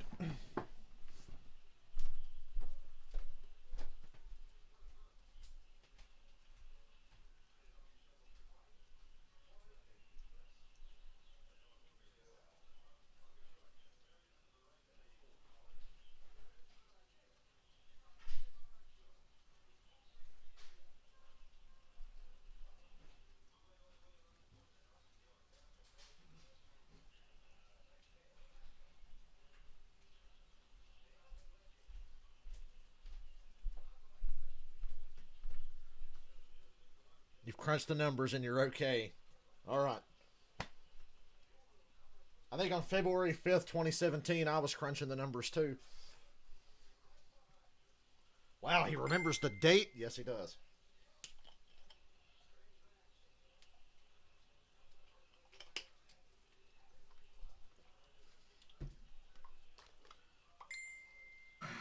Let's go places. Maria, Tony, Jason here with you, and we're going to get you caught up on the best of the end of the regular season, Week 18. Jalen Hurts returns after missing 2 games, and it's just what the Eagles ordered. Yes, he's back, and guess who he found early and often? A.J. Brown getting that combination back together. Philadelphia looked good. Eagles are the #1 seed for the first time since 2017, but Jason, it didn't look good for the Cowboys. Yeah, the Cowboys did not look good. Dak Prescott did not have a good day. He was late and behind on the quick out, and Kendall Fuller made him pay. Well, you're taking a look at the NFC bracket now. Cowboys will visit Tom Brady and the Bucs next week. Niners will host either Seattle or Green Bay, and the Vikings will take on the Giants. As for the AFC, obviously an emotional day in Buffalo. Nyheim Hines, he really led the way. He did. He energized the crowd with the opening kickoff, and now New England has a little momentum, scored to take the lead. Hines again for the... You know, I miss being emotionally invested in the Falcons. It never ruined my life or ruined my day, but it was always fun when they were actually worth a fuck and in an important game.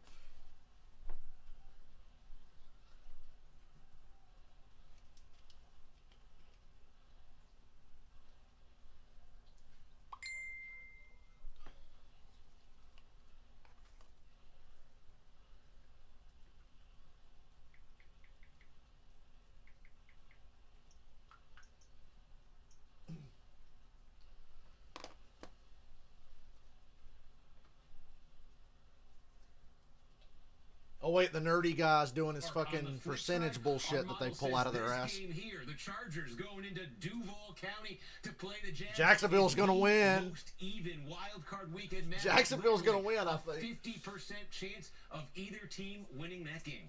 All right, Steve. Well, let's take it back to the Dallas Cowboys because they're taking on. Yeah, let's talk about them Cowboys. We saw them play each other in Week 1. Tampa Bay got the victory. To me, that's the most intriguing game this wild card weekend. The Cowboys Bucks is the Giants Vikings. Don't sleep on that one. That was a crazy game a couple weeks ago.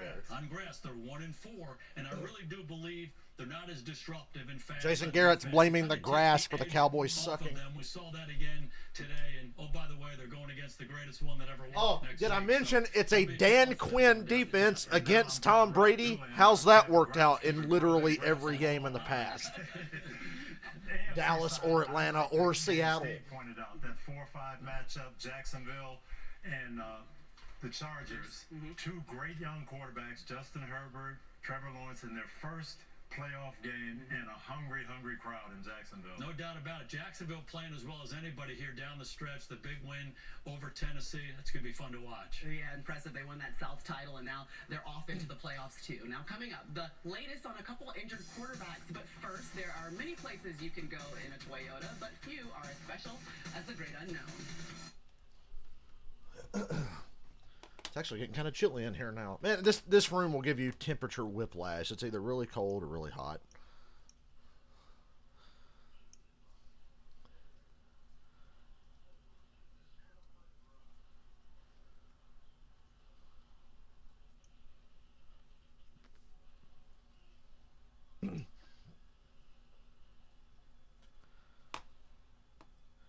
I'm going to bravely shut my window and see how long it is before I start getting the back sweat again from this fucking leather chair.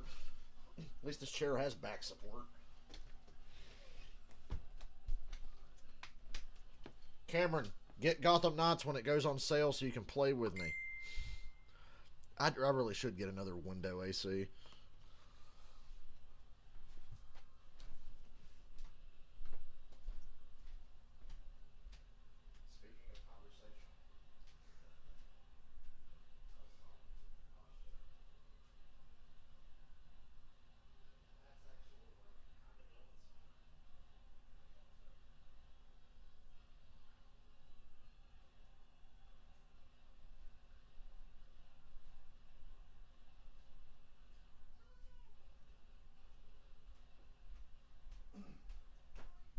Oops, I'm back. So I can unmute this so you don't have to sit in silence. I don't know how he does it. I mean, I sit there, I call him Slippery Joe at times. But this player, I love when it's cold weather because when I've been playing drums lately, I turn this fan on behind me and my drums are facing this window and I open the window and I just have cool air coming from both sides. That's why he was smoking cigars in the You locker sweat when you play drums? against the Ravens, but the question is, will they be facing off against Lamar Jackson? Mike Florio with the latest. Lamar Jackson has not practiced or played in more than a month since suffering a knee injury, and at this point the team truly does not know whether or not he will be available next week when they return to Cincinnati. Similarly, quarterback Tua Tagovailoa of the Miami Dolphins, they head to Buffalo. Will they have Tua? He's still in the concussion protocol. Coach Mike McDaniel told reporters today they're taking it day by day, and he obviously won't play or practice until he is fully cleared. They're waiting for that. They're also hoping Teddy Bridgewater can come back from a pinky injury. If not, Skylar Thompson for the Dolphins. All right, thanks for the update, Mike. Check out ProFootballTalk.com for up-to-the-minute injury updates and news all week long. All right, we are at 6-9 at Lambeau. The Pack wins, and they are in. Second half coming your way after this. This has been the Toyota Halftime. Let's go places. Still here, I'm just having to catch up on messaging people.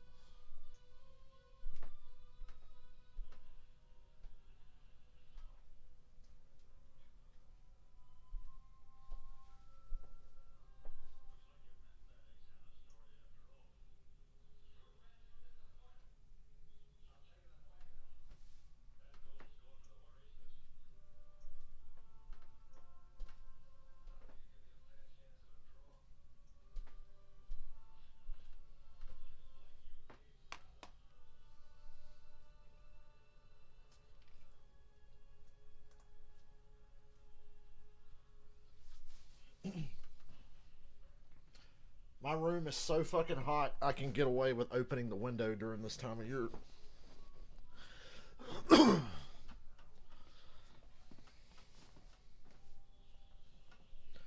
Seahawks fans have it made. It's only fucking 7 o'clock over there. You know, they're wide awake, invested in this game.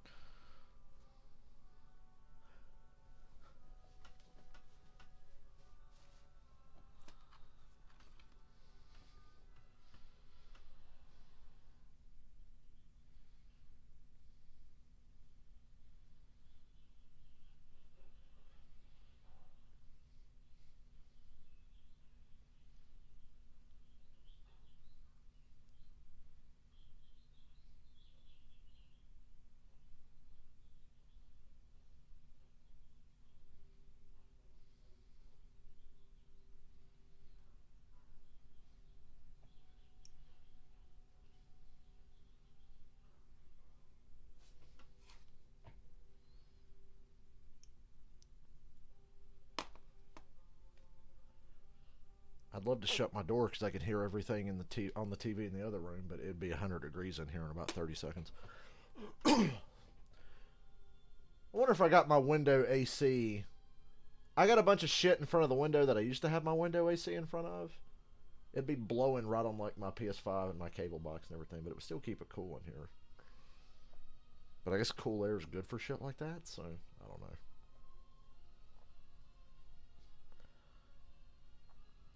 Pretty soon I'm about to have a little more room in here. Maybe if I get motivated tomorrow and run out of things to do by noon, I will get rid of that one dresser out of here and make a whole bunch more room in here. Wouldn't that be something?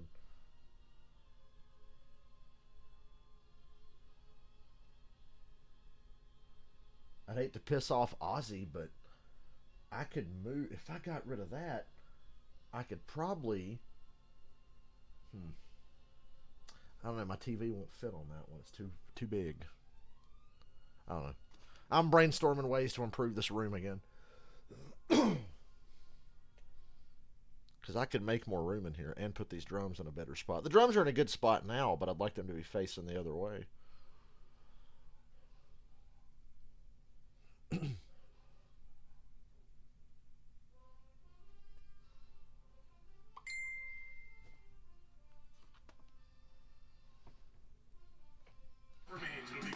Seattle.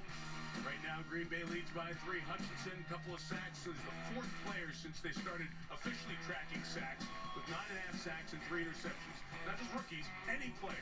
Some big names there. Packers offense, no touchdown first half of both games against the Lions this year. They were limited to 9 points total in the game at Ford Field. And Green Bay win and in and go to Santa Clara to play the 49ers.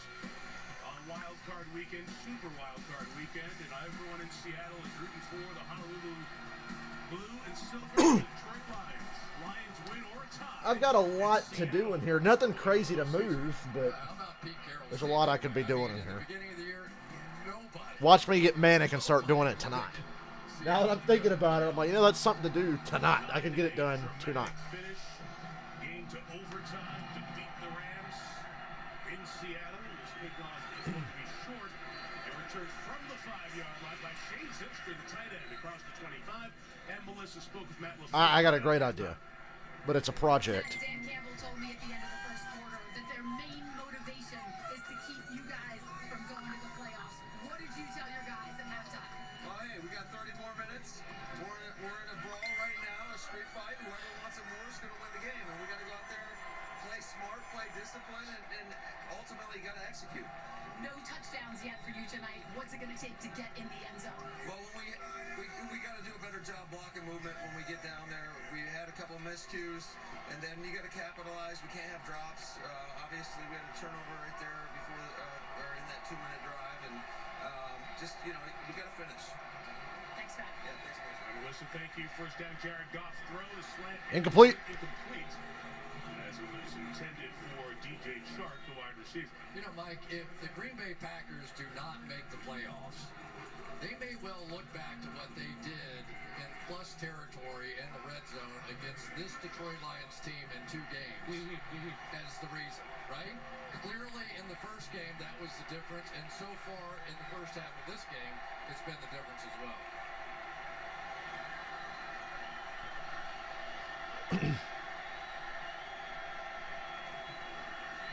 Second down from Goff. Run away, Goff. Whoa, the simulation just reset. You guys see that? The NBC lag on your screen like it did on mine? I mean, this is just crazy to watch the protection of this offensive line. And as I watched this team getting ready for the game, there were times that you just found yourself sort of giggling. And I still think there's an opportunity if they bring in a Jameson Williams and just run him down the middle of the field and stand back in that pocket a little bit longer, you're going to find some big holes in those. 3rd and 5. Williams, the rookie wide receiver, playing his 6th game, not on the field here. It's 3rd and 5. Low throw again, incomplete. I think that tracked on the ground. It's going to be 4th down regardless. They say he caught it, but it's 4th down. Punt it away. 34, one shy of the first down. That was incomplete. Live look. Let's take another look at it. I tell you, Jared's low throws, though, in these key situations are really hurting them. They are. He has not been sharp on this. I mean, that's a catch and run. That is a throw it beneath the sticks. It really doesn't matter at that point. It was a catch. He brought it in. Got that hand underneath. So it's 4th and 2.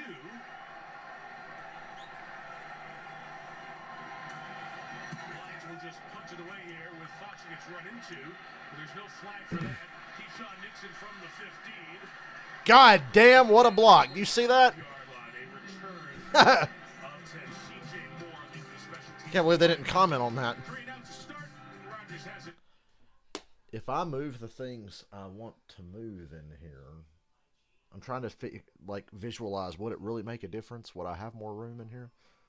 I feel like I would. But this would be quite a project if I'm going to move what I'm thinking about moving.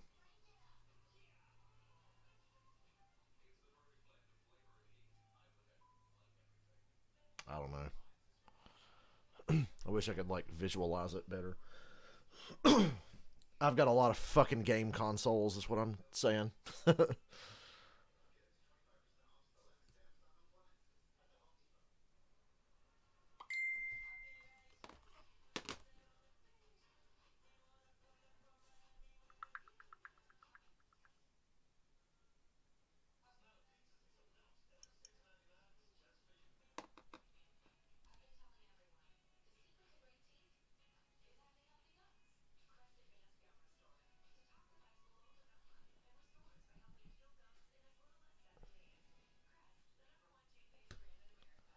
Oh, Packers, come on.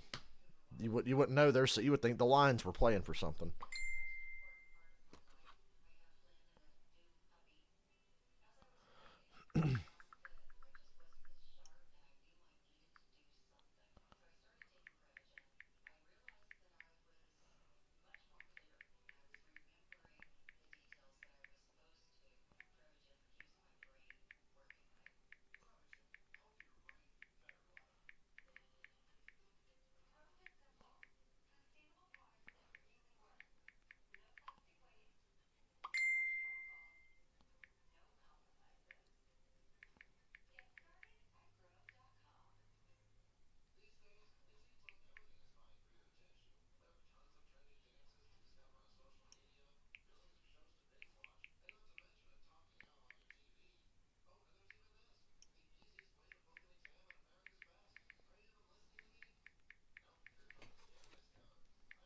Hutchinson, when he was over on David Bakhtiari's side, pretty much a non-factor. A lot of people non-factor when they go against Bakhtiari. On the other side, though, against Josh Nijman, he was a definite factor. A couple of sacks. As a matter of fact, they ended up taking Nijman out of the game, putting in Zach Tom.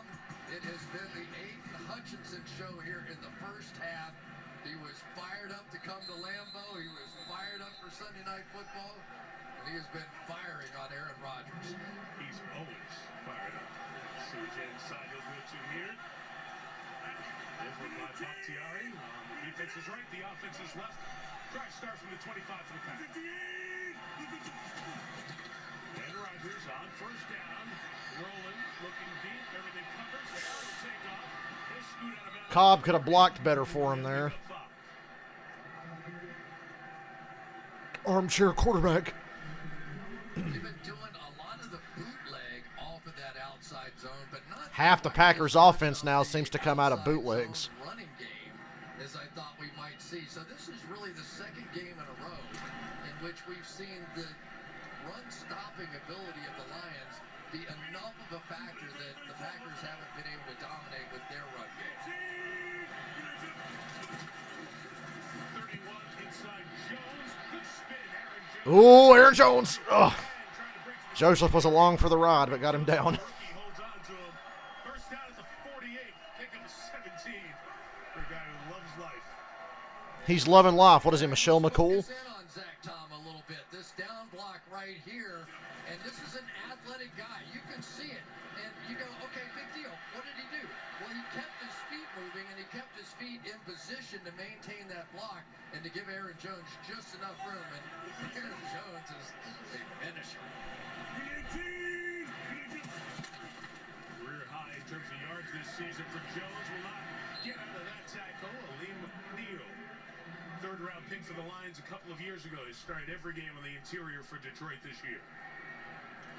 That time, Zach Tom could not catch Aleem McNeil as all that started going to Tom's left right here. Just couldn't catch up. Fans getting a little frustrated, trying to urge their team on. They know this is the last game at Lambeau. Packers fans are awfully nice when they're frustrated. They still encourage the team. I'm an asshole. I turn on my team when I'm frustrated. Maybe it was the Lions fans chanting. Undercover Lions fans. There's Lazard actually making a play.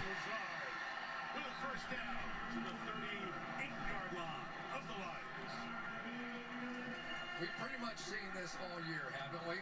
That anytime that Aaron Rodgers gets a little frustrated, he just needs a little 13-18 in his life. Two places. Yeah, just a little 13-18 in his life, and eventually one of those two guys will get him settled down, and then he'll go find one of the rookies again, and Dobbs or Watson or one of those guys.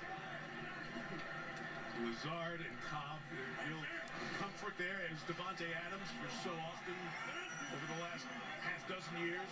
He's throwing a back shoulder here and there. Flip it to Jones. Hutchinson's all over it. A couple of yards. Oh, God, the ball came out again. I think he was down, though.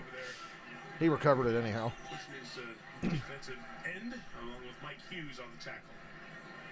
It's a really nice play by Hutchinson. Sometimes you have to go inside to get back outside. Can you believe Mason Crosby's still the Packers kicker? I was thinking that in the first half when he made those amazing kicks. He had the athleticism to turn and run him down. You saw he didn't turn and directly try to chase him.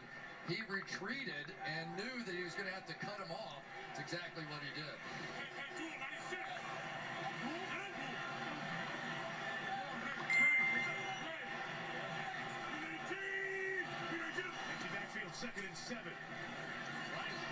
Ooh, a deep Rodgers throw. Oh, that was almost picked. The third-round pick out of Illinois, the rookie who picked Rodgers twice in the first meeting. Almost had him again. That rookie is having a day and a night against Aaron Rodgers. Aaron Rodgers has to be frustrated. I think when he let that one go, he thought he had it. And I tell you, Aaron Jones has never hit a wide receiver on that outside as well. Just a great defensive play. Third down. What's the third down stats for both of these teams? It can't be good. And Rodgers missed Dobbs low. Ugh. Would have been money. So I'll try the 52-yard field goal here. It's like 20 degrees. So one more time, a drive. Come on, Crosby. Boot it through. Let Crosby do it. No touchdowns. 8 drives at Ford Field. Just 1 touchdown and the 3 turnovers. So Crosby, who hit These fuckers really have no hope against the 49ers next week if they hold on here. Right. Yeah, Elam was in Denver forever. Matt Bryant was in Atlanta for a long time. Crosby again. Oh, it hit the crossbar, and it's no good. Damn. The accuracy was on point, but it was just short on the distance. It hit the crossbar, though. Mason crossbar! More missed opportunities for the Packers. That's really going to come back to bottom of the ass, isn't it? Son of a bitch. We really are going to have to watch Seattle play the 49ers. Nah, I think the Packers still win, but this is stressful. Good thing my parlay's dead, or I'd be extra annoyed. Thanks, Dallas.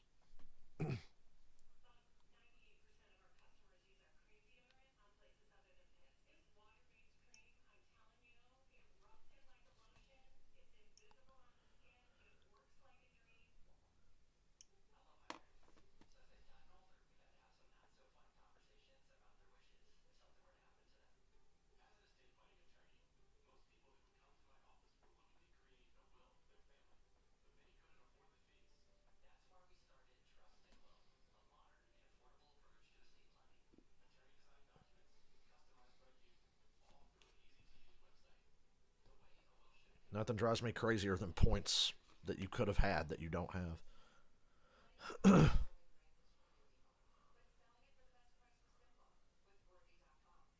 I think Purdy's got a way higher ceiling than Garoppolo. Purdy just ain't been there and done that yet, but I actually think Purdy's way better than Garoppolo. Garoppolo's really good, but the sky's the limit with Purdy right now. We really don't know what his ceiling is yet. I know he's not afraid. He is not afraid.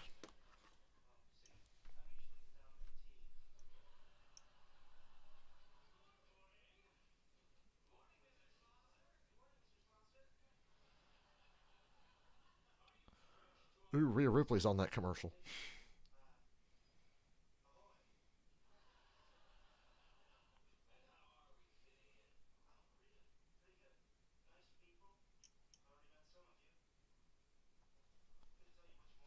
Sorry, she catches my attention every time she pops on television.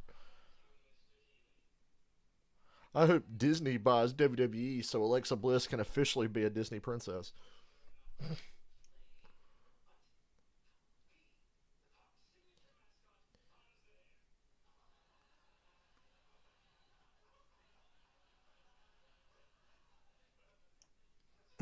PI is coming to NBC. Escape to Hawaii with Macklin, Higgins, and the whole. Yeah, the block punt gave them that game. Packers still should have won. They played a horrible game offensively, but they still should have won. When that block punt happened, I nearly shut myself. The old English D were by the Detroit Tigers famous as he wore it throughout the years. That old English D has been on the Tigers hat since 1904. From the 43 on first down, it's Williams. Jamal Williams. And a 14. First down. We told you about all the different runs. Well, here comes a little bit of the double team now, and then the bounce out around the double team. So they can play power football inside, they can play zone football outside. But right now, because of that missed field goal and the great field position, the Detroit Lions are in business, and they just have to put something together. This has been a tremendous offense this year. I think Elam's one of his years in Atlanta was Matt Ryan's rookie year. Then we got Matt Bryant the following year. Goff going up top. Oh, my God. Touchdown. Oh, they say down at the 1. Okay, down inside the 1.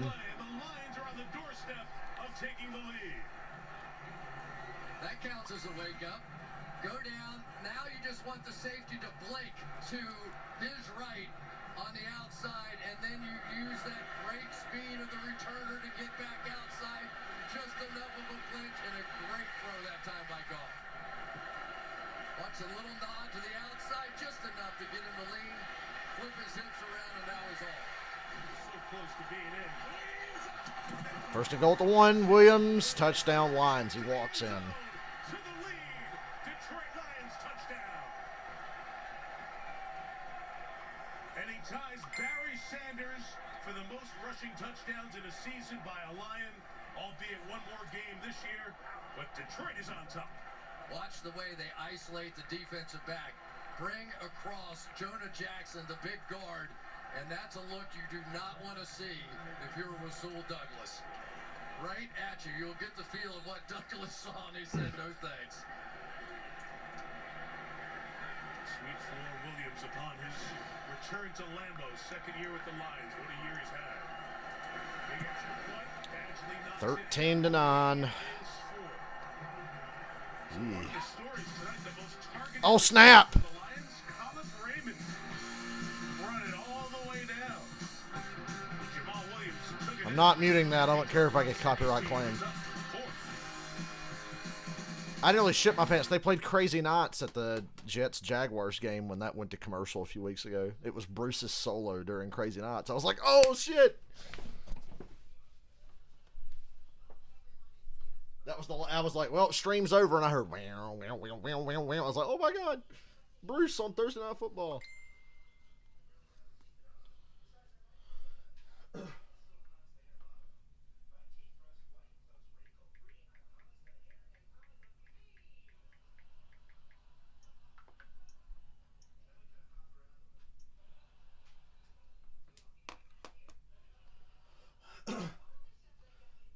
I love playing Detroit Rock City the way Eric plays it currently.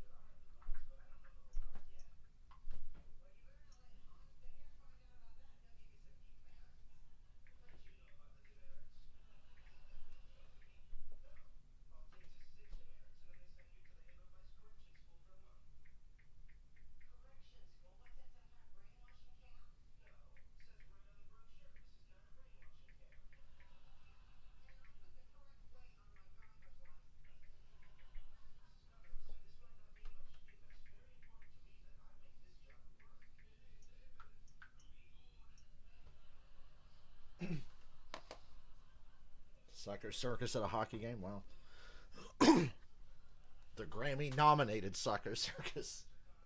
Amazing song. Just a fucking odd album. Sucker Circus is another one where it's like, man, half these songs are some of the best shit they've ever done, and the other half is like, what the fuck is this? Running back Barry Sanders about him. He said, Speaking of what the fuck, Green Bay.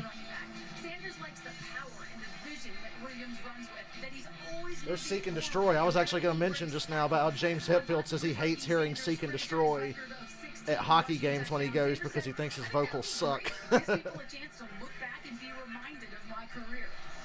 And that's worth remembering. He was one of the greats of all time. Go to YouTube, Barry Sanders highlights are just eye-opening. Williams has had many this year. Barry Sanders back in the fold, very much around the Detroit football team during the year. Sucker Circus is Destroyer with clown shoes, yeah. Remember how we used to hide away.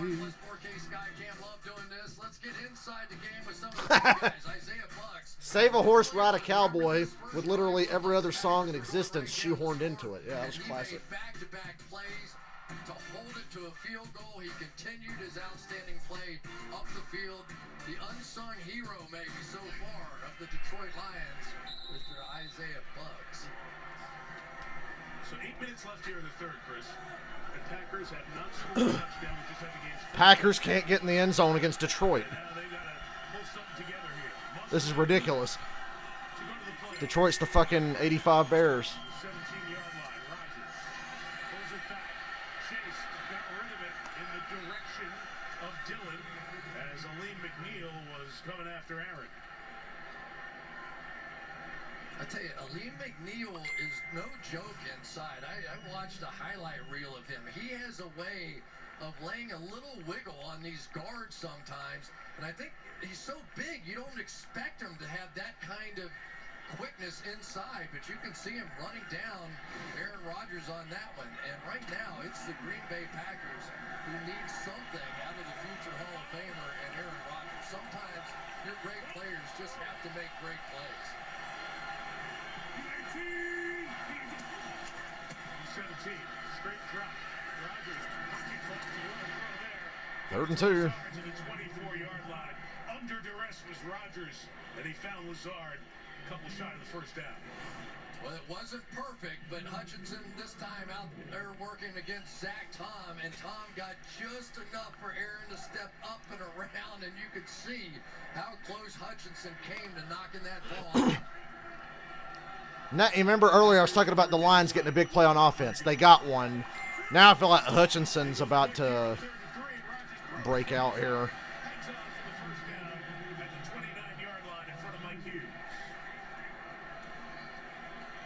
They got up to the line of scrimmage and went fast, and you could see the Lions were just a little unsettled. Linebackers still crisscrossing and across the formation, and just enough for Lazard to be able to sneak in and pick up that first down.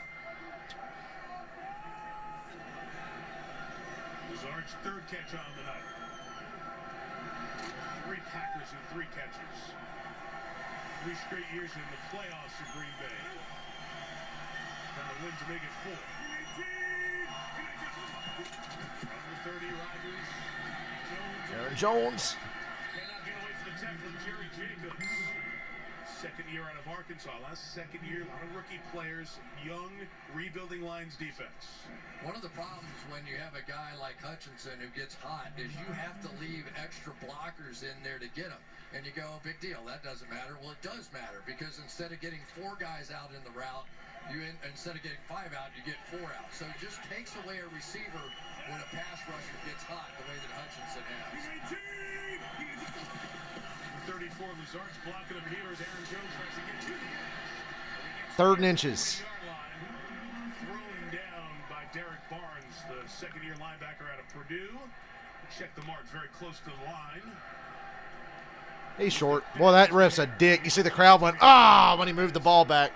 On the 40-yard line, then moved it back inside the 40 to set up 3rd down. Aaron Jones does go airborne a lot.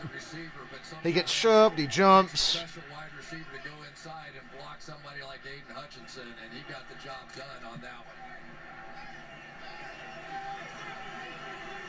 So 3rd and inches. Quarterback sneak this time. There you go. This could be 10-9 in favor of Detroit instead of 13-9 if you'd have just done that earlier. Aaron on the move. Aaron with the sneaks here. It's all chips in the middle. First down at the 41. Yeah, it really meant a lot to him in our conversation that he goes out a winner in a meaningful game against his football team. And he knew what they had to do 4 weeks ago to have this game be meaningful. And he's taking it personally. You can tell he's taking this team on his back right now. Came back to block Hutchinson. Come on, Rodgers. Watson. Pass interference, but he still caught it anyway.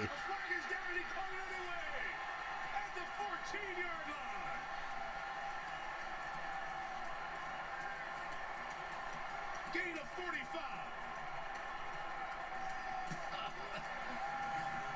Result of the play as a completed pass. Pass interference.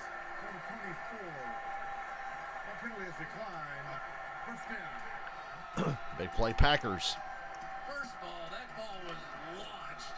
Secondly, if Watson held on to that ball with his other arm basically being pinned against the defensive back, tackling him. Crazy. I'm just telling you, sometimes these guys do things that I just shake my head. We didn't do that. 100-yard gain for Watson. Just like that, over 100 yards. Feel like he hasn't done that much, but he's over 100. 4 catches for 100. Packers going to try to drive it home with the run game.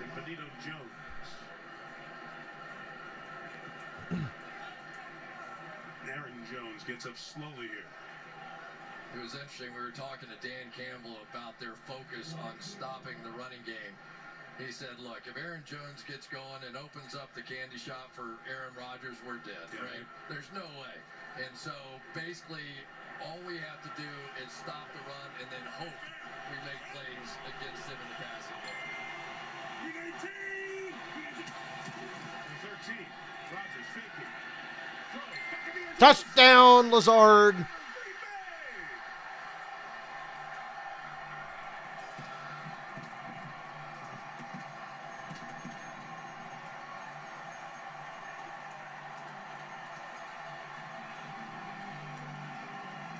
And the Packers drive down the field and take the lead. Sometimes it's the tackle with the key block, sometimes it's the guard.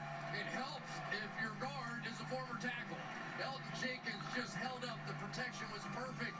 And sometimes, Mike, you just need a little 13, a little 18 in your life, and you got a big dose of 13 on that drive.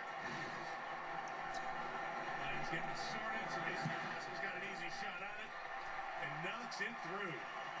Well, the two Cal Bear quarterbacks said, let's go. Score some touchdowns here. Game comes alive. Responds to the Lions score with Christian Watson. Amazing catch. Back line, Lazard running. Rodgers finds him. Pack's got to win it. Pack's back on top by 3. 16-13. The Packers got in the end zone on the Lions. New year, new Packers.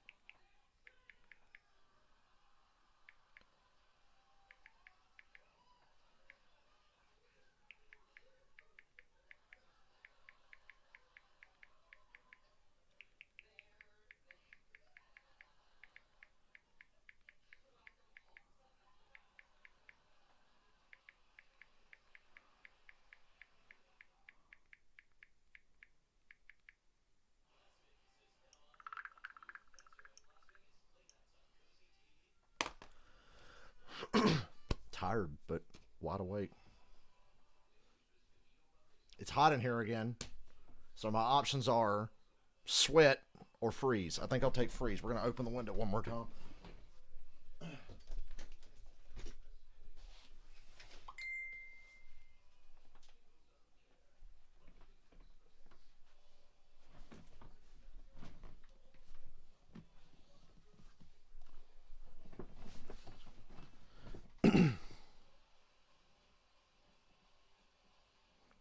Yeah, the Packers under LaFleur did seem to struggle in close games. If they got behind, forget about it. It was over. This year they've kind of had to fucking scratch and claw and stay in games.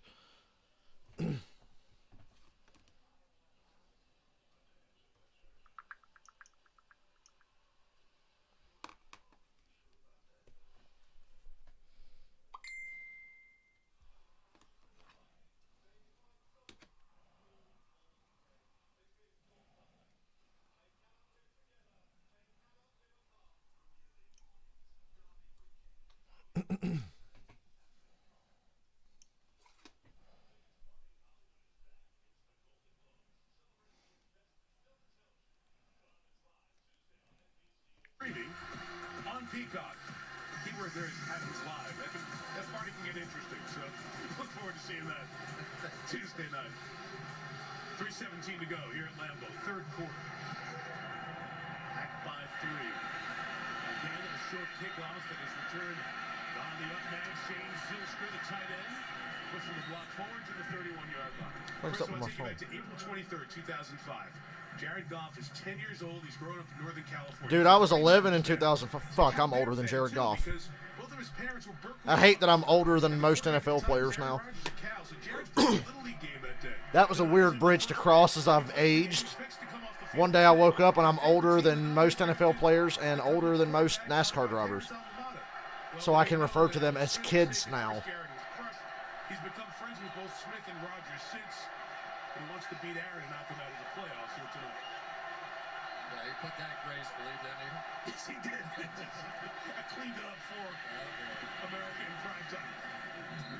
Williams the run for 4 or 5. This is an interesting time for Goff, isn't it?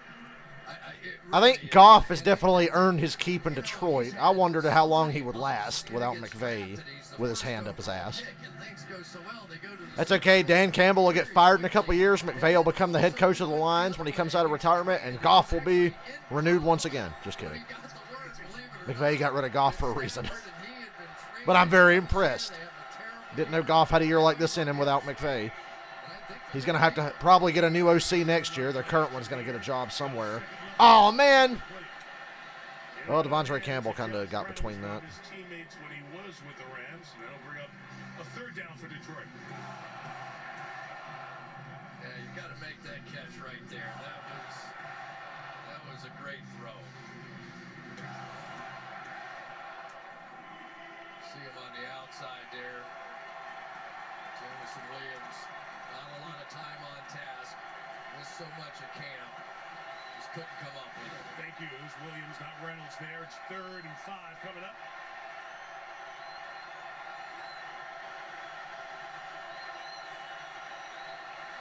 Packers bring pressure. Goff. 4th down. Quay Walker bringing heat one more time. And it's a quick 3 now for Detroit. Now that time they brought both inside linebackers and that crisscross blitz. Gonna come here and come here, and then they dropped out the edge player on the outside. So still a 5-man rush. Pretty well blocked on the inside, but Walker got there just close enough to force this punt.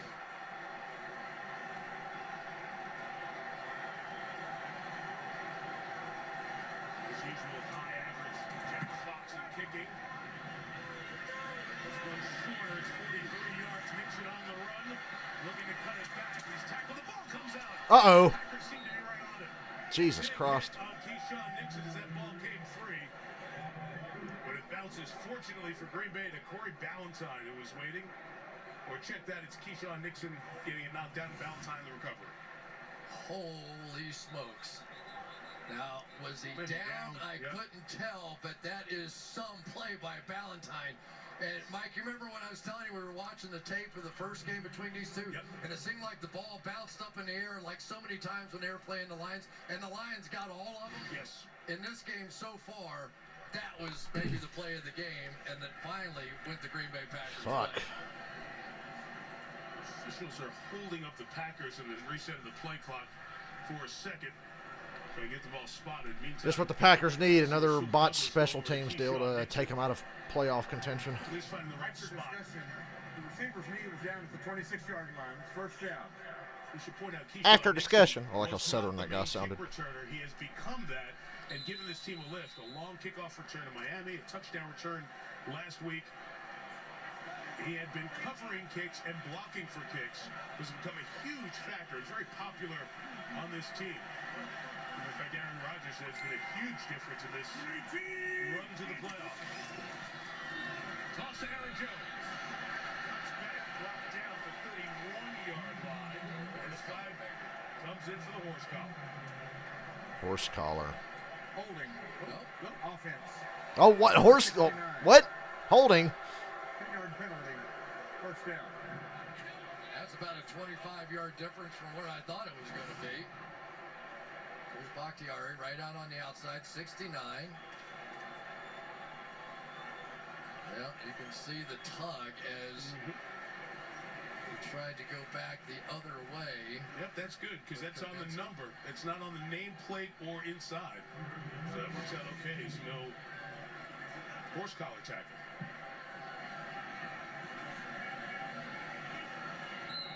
Now is when the Detroit Lions defensively have to have that play.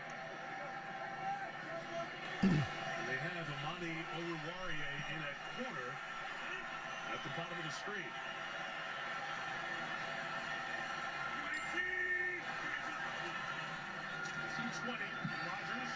Rodgers letting it fly. Whoa, God damn it. Intercepted. Wide open, but Rodgers just completely went too far with the throw. There's a flag. I see what Rodgers was looking at, but it was a miss. Is this going to come back?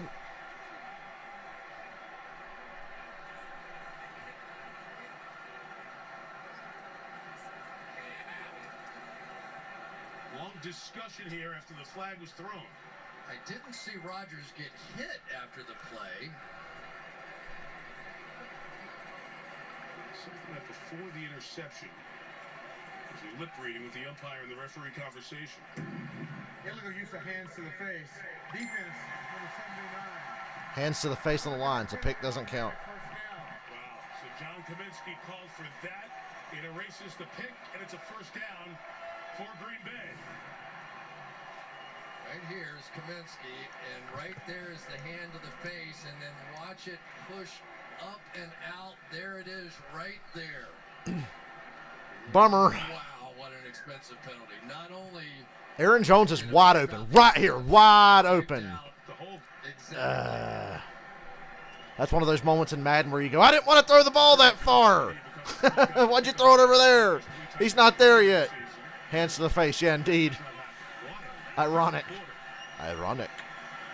First and 10 to the 21.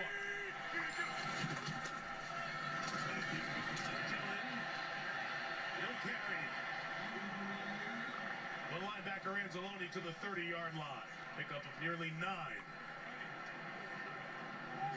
There aren't many running backs in this league that weigh 250 pounds, and you can see when 250 pounds get going that way, it's hard to stop them. Anzalone just went along for the ride on that one. He is a stud.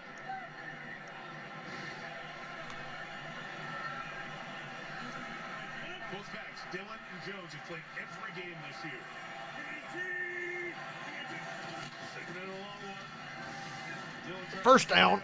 At this point, first downs are like gold.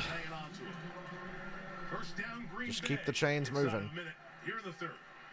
And it's good patience here by Aaron Rodgers. Remember that really no matter what Matt LaFleur may call from the sideline, there are 2 or 3 options that Aaron Rodgers can Packers go are to. at So 97 rushing yards. Down, he can throw it every They're down. going to break 100. So far, Aaron Rodgers, That's what they got to do to win games, I think. They got to break 100 and keep the score down. running the football, it sets up opportunities in the pass game.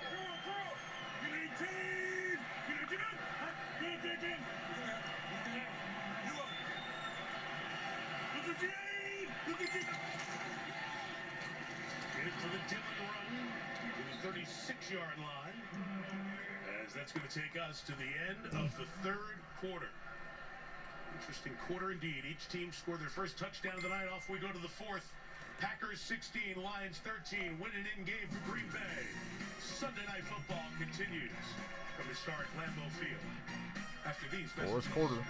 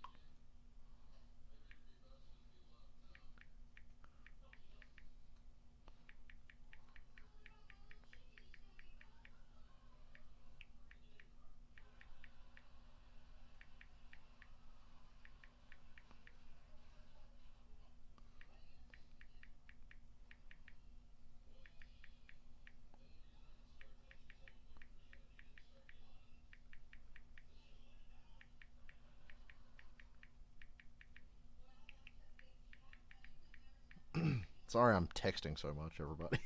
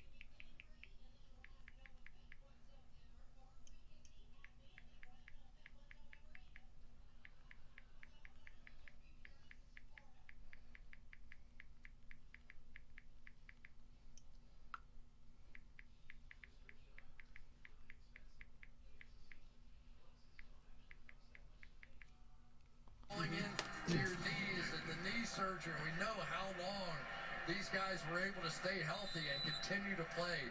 But you can only throw with both feet off the ground if you've got a howitzer or an arm. And those guys certainly did. Do not try that at home. What a run. It'll be 30 years for the Packers. Fourth quarter begins on the Rodgers sideline. He went for that. Dobbs has been a fucking ghost tonight. Step for step is Jerry Jacobs. Speaking of a big arm, the perfect throw. That was the old wrist flipper there. That was that perfect or what? I mean, how did he not catch this ball? Did it get deflected? I couldn't tell. I don't know if you can see through Jacobs. They run out quick here. And the Lions are getting a chance to match because the Packers did sub. This is 3rd and 6.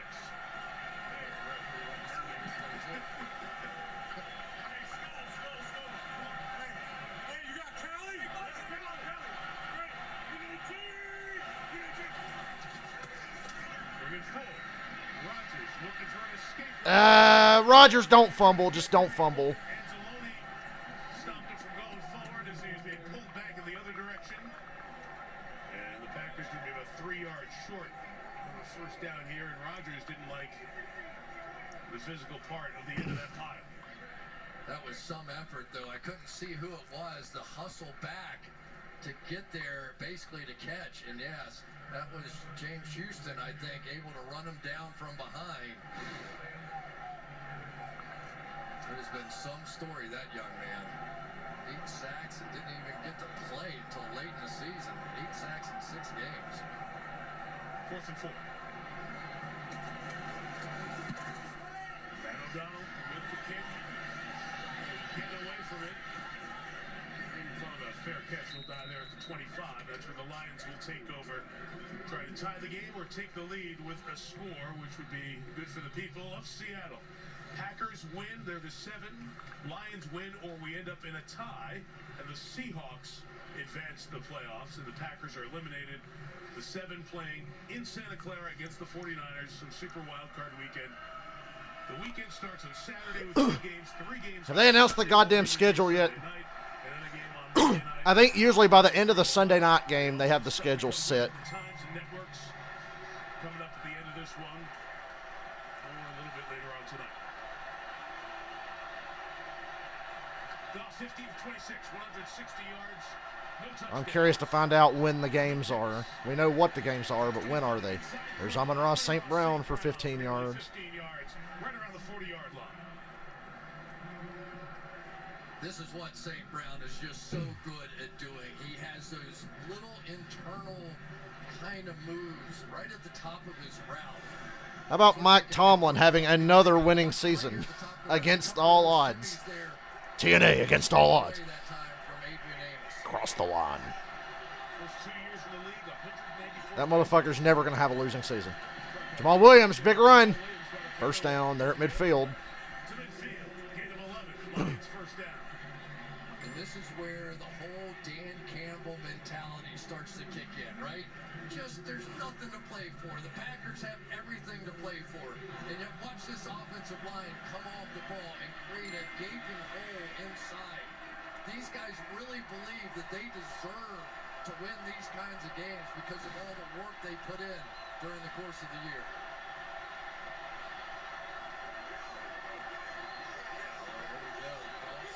Blitz coming off the outside. Looked like Devondre Campbell. To this run, Williams seeking that space. Good Hard running by Williams. running determined here. Gain of 8. Melissa. Now we're blowing the whistles. What's going on? Never mind. Thought somebody was hurt. Still reach out to me. They tell me they love me. They miss me. But he was trying to keep his emotions in check tonight. He said it's great to see old A lot of homegrown Packers still in the NFC North, but playing for other teams. forever. Said he's family. But he did send some trash talk this week to Jones, along with some passive-aggressive compliments, and said Jones did it right back. Those two great personalities and similar play style. Williams a break. DeAndre Swift the back. Goff on play. Goff on a bootleg, throws it back the other way. Swift, missed tackle. First down. It's a good-looking drive. 3-yard line out of bounds, and Detroit has 3 first downs on this drive. That was some good open field blocking on the outside. Who was that came out here and just very athletically able to stay last second on that block? It may have been Jonah Jackson. And that's what DeAndre Swift does best. You put him in space, any kind of space, he's going to make big plays.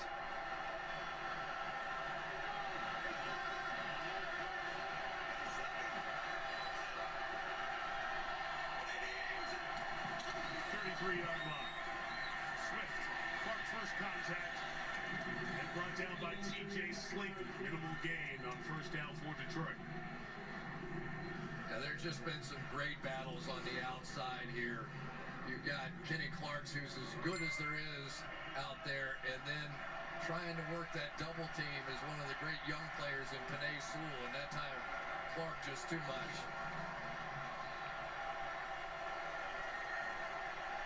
Pro Bowl alternate this year. He's been to a couple of Pro Bowls. The seventh-year man out of UCLA, Clark, lined up over Sewell. 2nd and 10. Packers bring 4. DeAndre Swift time. Oh, what a failed hurdle that was. I appreciate the effort. It's hard to get past Jair Alexander. He's like the most complete corner in the league, I think. Besides Sauce Gardner, maybe. Jalen Ramsey, until this year, all of a sudden Ramsey fell the fuck off this year. See, today cost the Lions the playoffs, or a shot at the playoffs, anyway. Jair Alexander's on top of the world since he fucking shut down Jefferson. They're in field goal range. They can tie it up here at the very least. As long as they don't take any sacks or negative plays. They run a draw. 4th and 3. They might go for this. I think he just kicked the field goal. Now he's saying keep the offense on the field. With that play call, I just had a feeling. I would have taken the field goal, but. Go hard count here, right? Try and return the favor, but that was a great open field tackle that time by Adrian Amos. That one looked like it was going to turn the corner.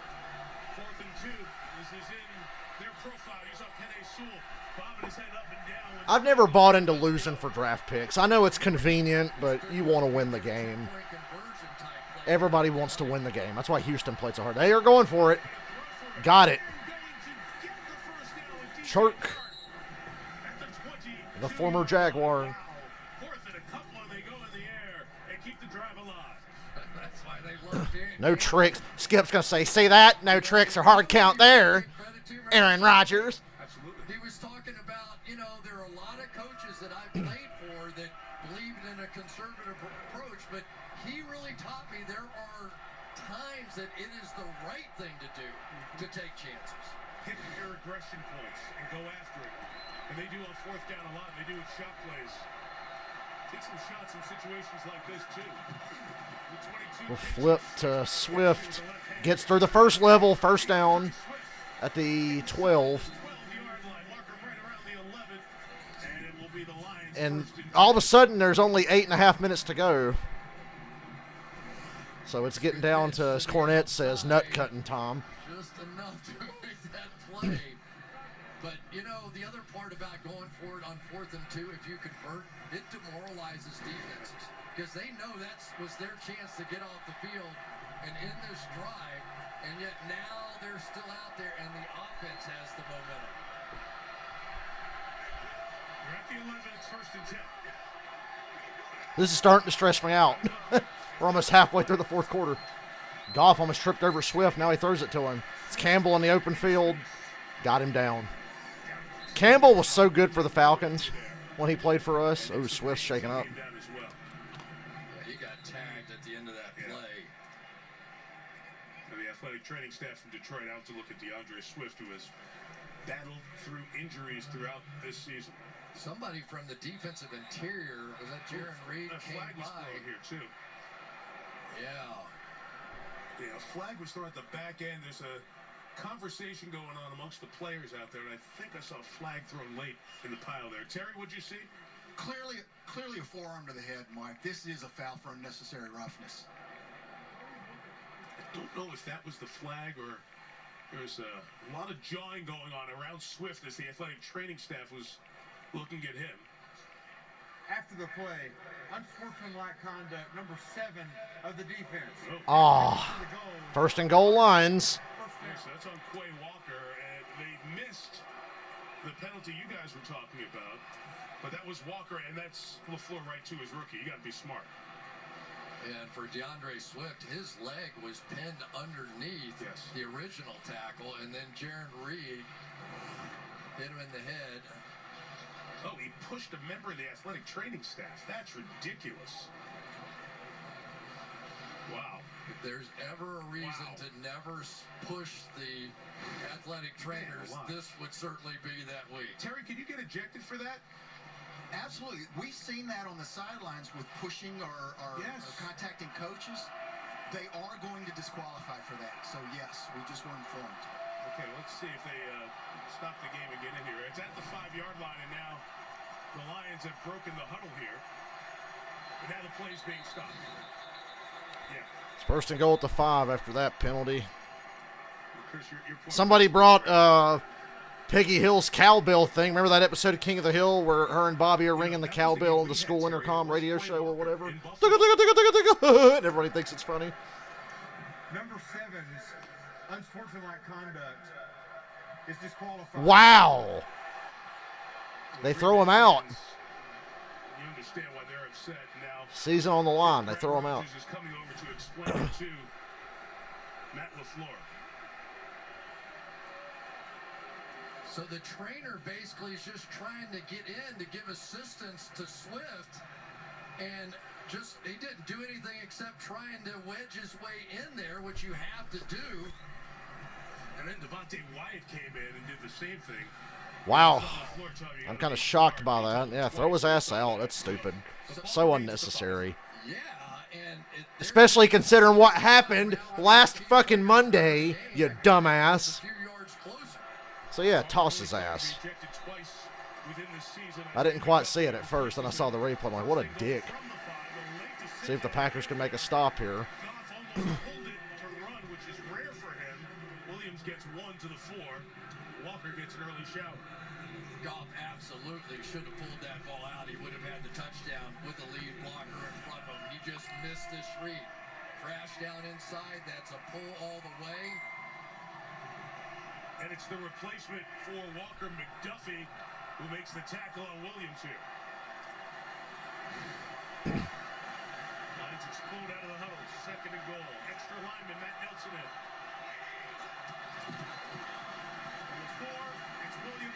Touchdown. He's right on the goal line. I think that's a touchdown. They say short. Okay. Could have went either way. Wow. See him reaching the ball over. They say he's short. And it's going to be 3rd and goal. It's going to take a while to unpile him here. The Lions are telling their sideline to replay this. It looks like he's over there. But can you see the ball? I don't know if you can. The Lions were pushing their sideline to throw the challenge flag. For the 2nd time tonight, the ball is inches from the goal line. The play clock's down at 10.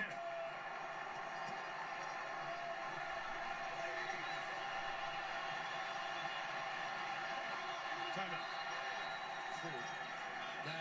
If they got to delay a game there, that would have not been good.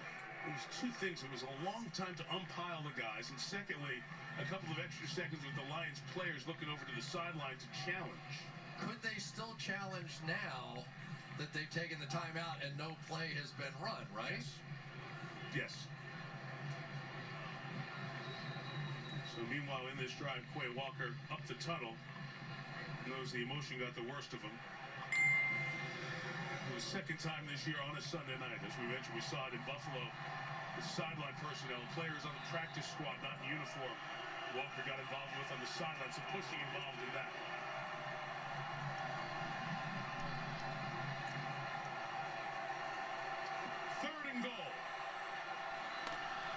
Third and goal, they're at the inch line. They line up in the shotgun. What do I always say?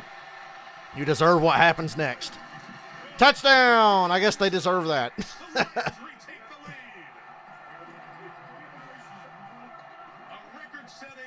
This is not good, Green Bay. This is not good. For the former Packer.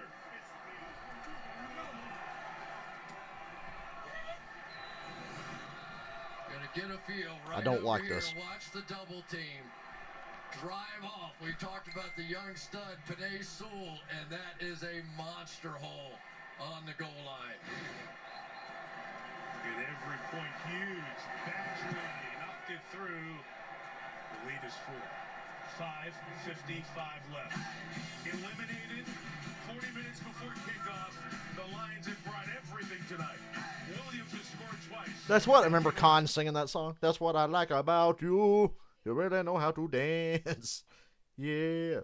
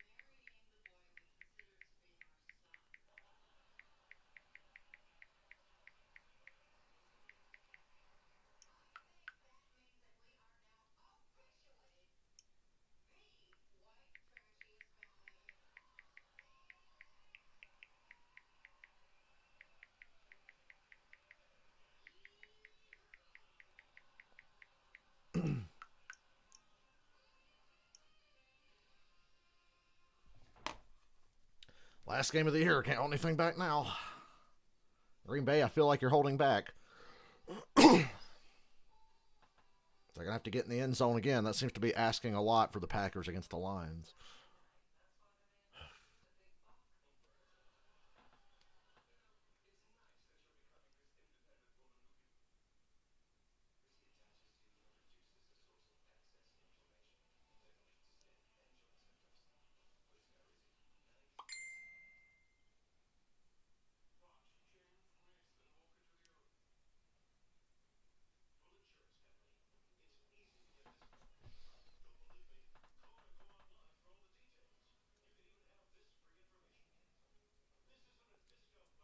No, that's some high quality H2O.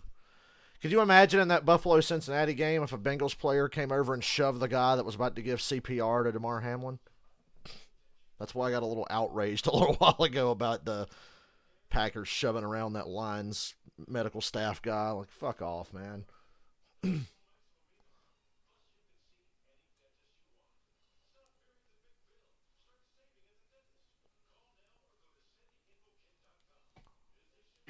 Doing it here as he has so often, capping off drives.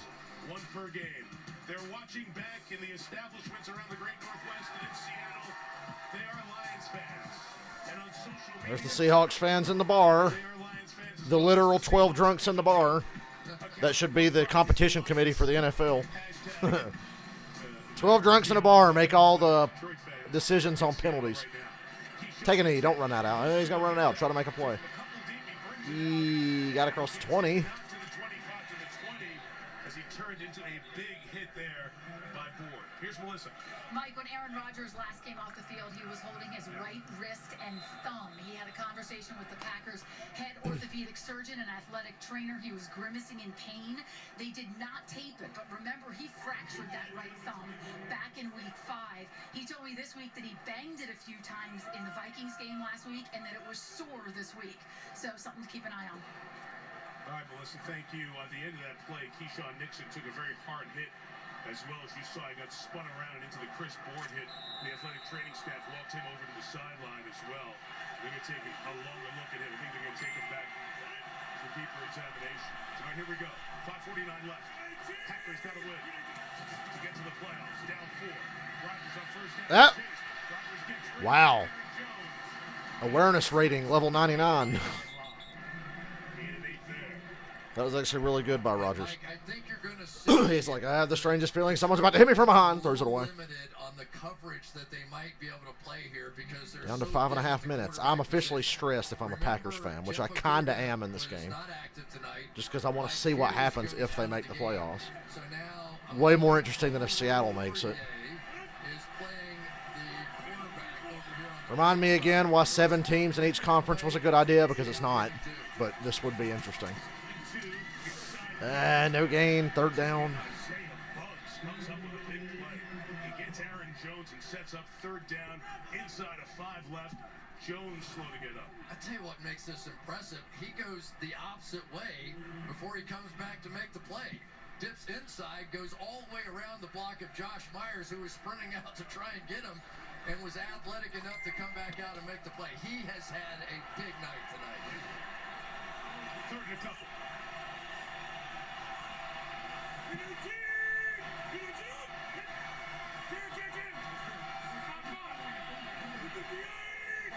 Third and 2. Watson gets to the edge, got a first down. Just keep it moving. With blocking on the edge, gives Watson the space to keep this drive moving. Once again, it's Lazard out here who has to make the hardest block on the field. This is really difficult on the outside. Just good enough to pick that one up. Getting down to maybe the last possession time, inside of 4 minutes. What better way to end the season, right? Amazing NFL season. You never know which way the road's going to turn. There's one more turns to make. What will it be? Rodgers. Damn it. He had Lazard. God, Rodgers just ain't making the throws he used to make. Second down coming up. Wow, I thought he was going to hit Christian Watson in the seam here. It just looked like they had this thing all set up as he came in motion. Sort of that all vertical play. It looked like he had a lot of space in there. Kind of looked right through him to the outside.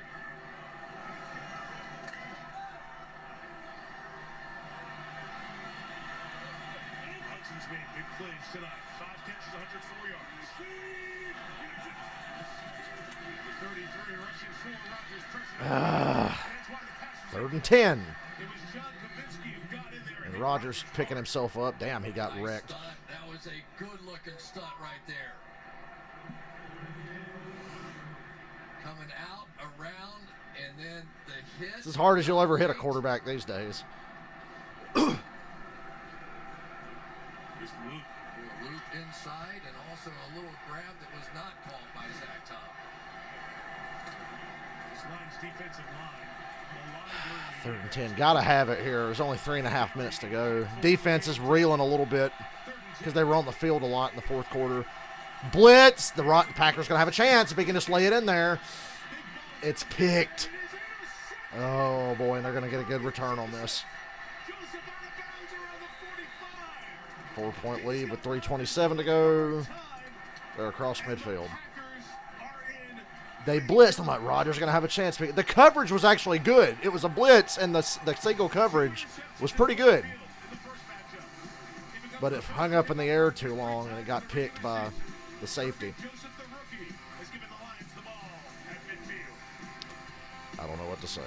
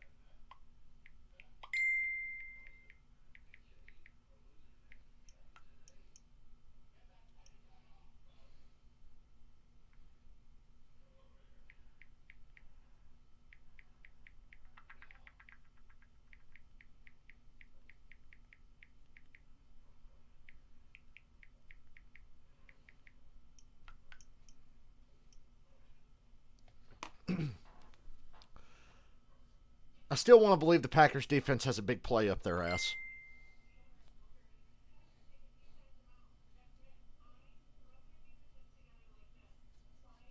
I have to do something.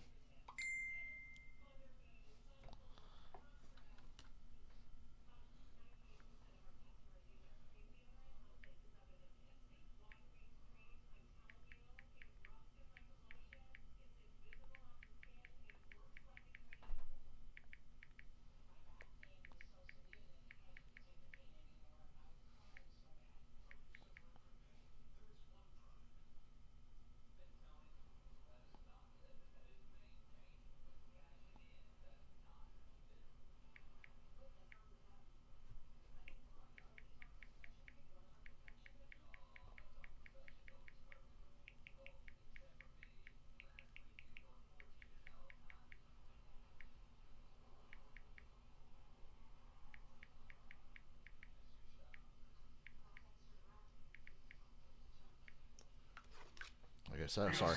Texting didn't say the game was back on.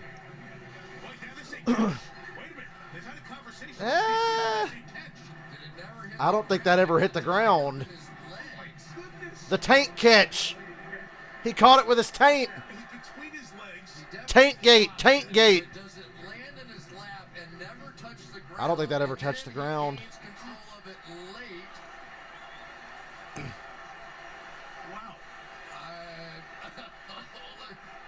When's the last time the Lions swept the Packers? Didn't they sweep the Packers one of the years Rodgers was hurt? Somebody has to come away with it, and it is St. Brown. Now, I've seen seasons in a lot of weird ways. So, Matt LaFleur is looking at the big screen. He's got the red challenge flag.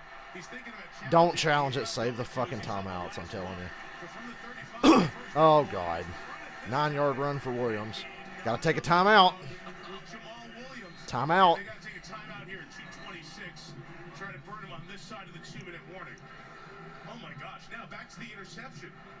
First of all, let's start with Aaron Glenn and the guts it takes to send everybody. But it's Anzalone who's going to get the pressure and the hit here. But they send the house. Why do they do that? It's 3rd down and 10. You want to throw hot? Go ahead. Rodgers took the chance, throw it up down the field because he was contacted. The ball just floated in the air, and Joseph comes away with the interception. But for Aaron Glenn, it's been a tough year this year with a very young defense. But when it mattered most against a veteran, future Hall of Famer, it was that guy, the former player who said, yes, sir. If only the fucking Seahawks had lost like they should have. and won. 2nd and 1. 2:28 to go. Packers just can't fucking win elimination games, playoff game, whatever you want to call it. Offsides. First down.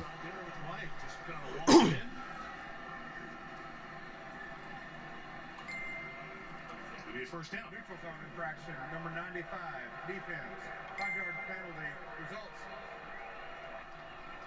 If you want to know why coaches sometimes hesitate to play young players, we've seen it tonight out of the Green Bay Packers.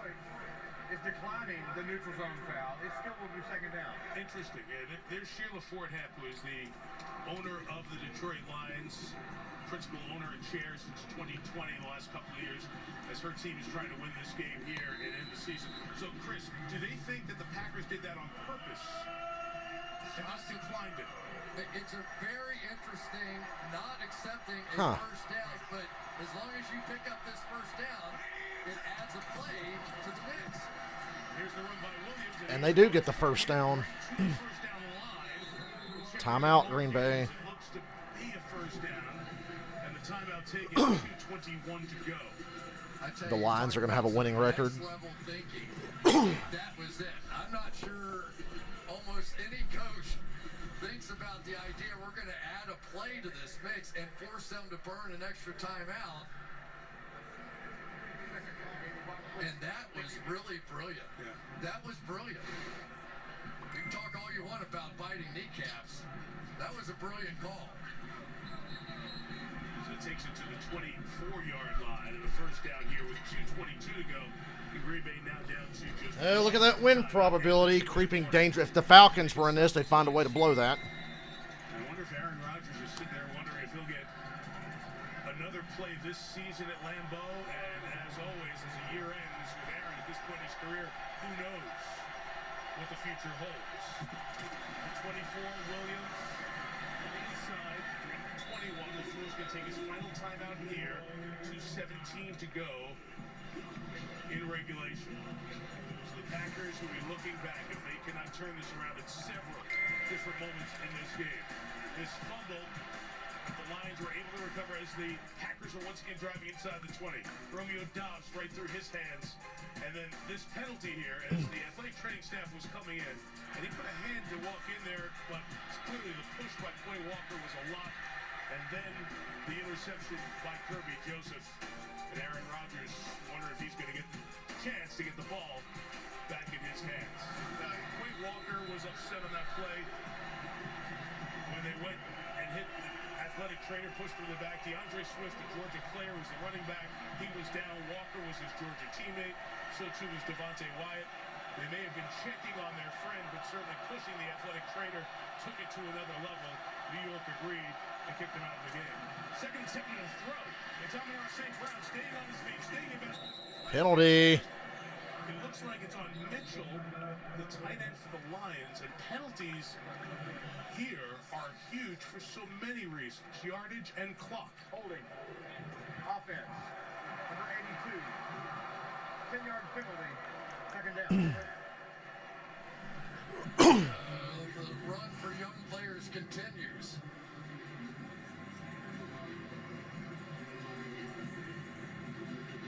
Wow, you can't have. Yeah, that's a hold. Because it pushes you to the. Is there a game tomorrow? No. There's no game tomorrow. Football's over until the playoffs start on Saturday. So I've got a free Monday night for the first time since August. What to do with that free Monday night? Maybe we'll stream a video game or something that nobody will watch, but that's okay. If I'm in the right mood, I'll just play on. Second and 17, Packers coming after this. Oh, man, what a beautifully designed play, and it fucking worked. They threw a screen, it got blown up, it was a lateral, and then they got around the edge and got about 14 yards. And now they're a 3rd and 2 conversion away from ending the game.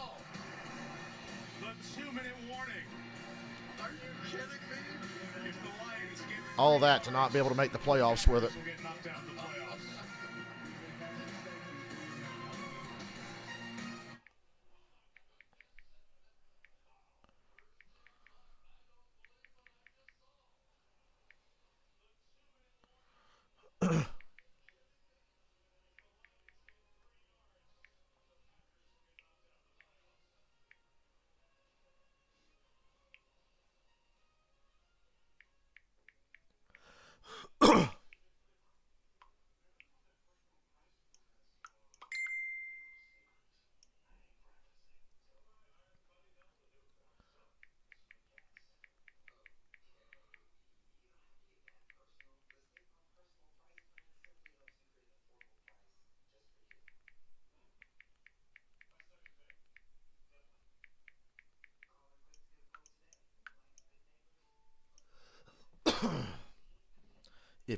If you stuff them on this 3rd down, it's about a 3rd and 3. Hold them to a field goal, you'll get the ball back with a chance.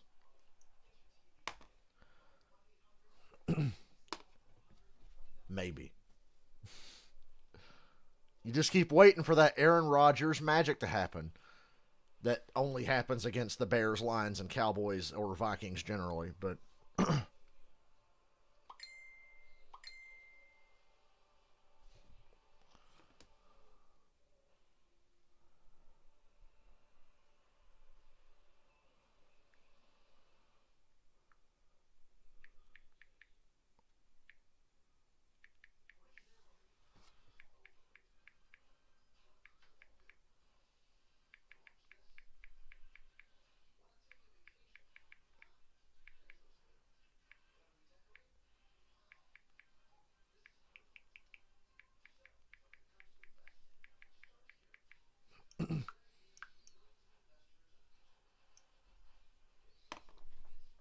come on, make a stop, Green Bay. I want to see that last drive. Oh, look, it's a doggo pressing the keys on the piano and howling. That's adorable. Hey, that was talentless cunt Chelsea Handler. Garmy Strong. They showed Chelsea Handler's going to be on Jimmy Fallon. Talentless cunt. The game comes down to these 3 yards. Chris, have you ever? They run a fucking wide receiver screen, and then he flips it back to Swift. Well, you got nothing to lose. Your season's over in about 2 minutes, no matter how this game ends, if you're the Lions. So, fuck it, why not? 3rd and 3. Make a stop, Packers. I know they're out of timeouts. They'll probably get the ball back with about 1:10, 1:15 if they stuff them here. Yeah, they do. If you're the Lions, you might go for it because fuck them, right? Once again, because fuck them. And your season's over regardless. So they're going to run the play clock all the way down. They're going to go for it. I'm with Collinsworth. I figured that right away. You get a chance. Well, let me see where they're going to mark it first. It's marked on the 15. They need a yard and a third. That's a long. That's. They're going to go for it. They're absolutely going to go for this. That was 1 yard because then you control it. You pick up 1 yard and you win the football game. Detroit's going to take it all the way down and take a timeout here. Either 114 or 113. You kick a field goal, you give Aaron a chance to go win it. 15. The strength of this team all year has been their offense, so they may just rely on it here, right? Yeah, I mean, you're seeing Ben Johnson over there, and Dan Campbell and Jared Goff, and a lot of conversation. And you're not seeing Michael Badgley run around. The field goal kicker. But if you're Green Bay's defense at this point, you're not sure at all what you might see here. And they're bringing in not their big personnel, but some receivers as well. Watch them go play action, touchdown. And really rub it in. It's every bit of a yard. It's like a yard and a half almost. 1:15. They're going to come out of this huddle and quick snap it. You watch. I thought they would. Well, they go empty. 4th and 1, they're throwing it. And they got it. Lions win. It's over.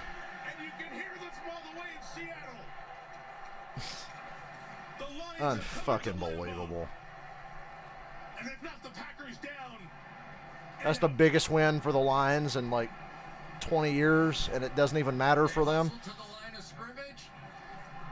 Just a quick little turnaround. Empty on 4th and a yard and a half. Just a little bit. You'll see people looking around on the Packers. Disgusting. That is disgusting, Green Bay. Packers offense flat out just didn't do enough. The defense, too much was put on the defense. And instead it's game, set, and match. I don't understand. What a waste of a career. Literally a waste of a career of one of the most talented NFL players of all time. Even though people will try to rewrite that story because they don't like his back status, but you know. As the 7 seed. I watched. I have context. I know he was great and has been great. But damn, Green Bay. And end up with a winning record. Just amazing. What a turnaround for this team and for Dan Campbell and this franchise. I love Dan Campbell, though. Wish the Lions were in the playoffs. Really wish they were in.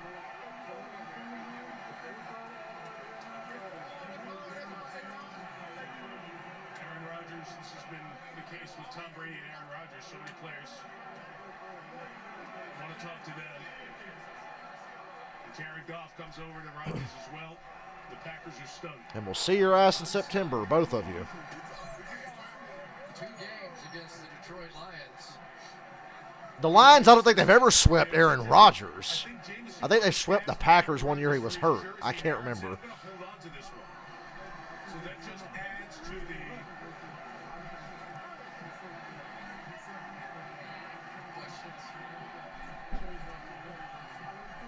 speculation that will happen for months here. Jamal Williams, former teammate.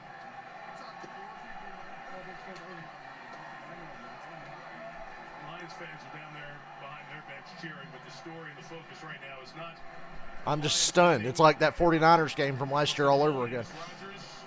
And Aaron's going going to take a long look around here, I bet. Skip Bayless was right, and I kind of agree with him. I said, I feel like we're all getting a little too far ahead of ourselves going ahead and slotting the Packers in the playoffs. What the organization decides, when he decides. He was right. When everybody bets on one, the inevitable is going to happen. The Lions have been eliminated since Seattle won earlier today. If Seattle had lost and the Lions win this game, then the Lions would be in. But because Seattle won, Seattle's in because Green Bay lost. Makes sense? We all on the same page?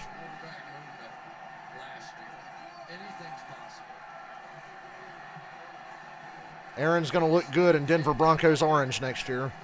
I've been saying that for like the last 5 years. At the end of every season, I'm like, man, Rodgers going to look good in Denver Broncos orange.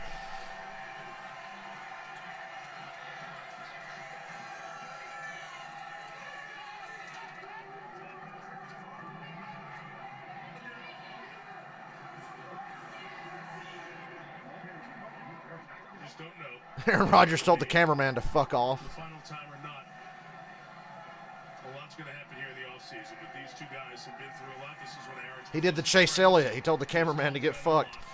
having Randall back. He really wanted him back. We got him You all make me cry watching Rodgers and Cobb walk off together. Just kind of think in the back of your mind. Just never know. Brady is a Raider, Rodgers is a Bronco, Mahomes with the Chiefs, Herbert. Oh, my God. Could you imagine? It's not going to happen, but Chapter 1 for Aiden Hutchinson. Lions have a winning season. The rebuild of this franchise. Pretty good. I picked the Lions to make the playoffs. I was close to being right on that. I said in August, I'm like, I like the Lions. They'll make the playoffs. So fucking close. Generations of Lions. That Thanksgiving game with Buffalo did them in. They could have easily won that game. That's the big one, I think, that was late in the year. But absent of making the playoffs, We streamed that game. sweeter for the fan base of this team than knocking out the king in the NFL's castle. And the play that sealed it. I'm out of here. I'm going to go process. That's honestly depressing to watch. And it's empty because the Lions had nothing to play for, too, even though you're happy for Dan Campbell that he will be back next year. Goff's going to have another big year, I think. In this rebuild, engineered by Dan Campbell. Fight kneecaps, straight places. Good night, everybody. In the league, and try and trick places See you all Saturday. they want. With an energetic young core led by the number 2 pick in last year's draft, Aiden Hutchinson, the Lions say farewell to the Packers for 2022, and will we say farewell to one of the best to do it in this stadium. The SNF postgame's coming up, but first, these messages from your local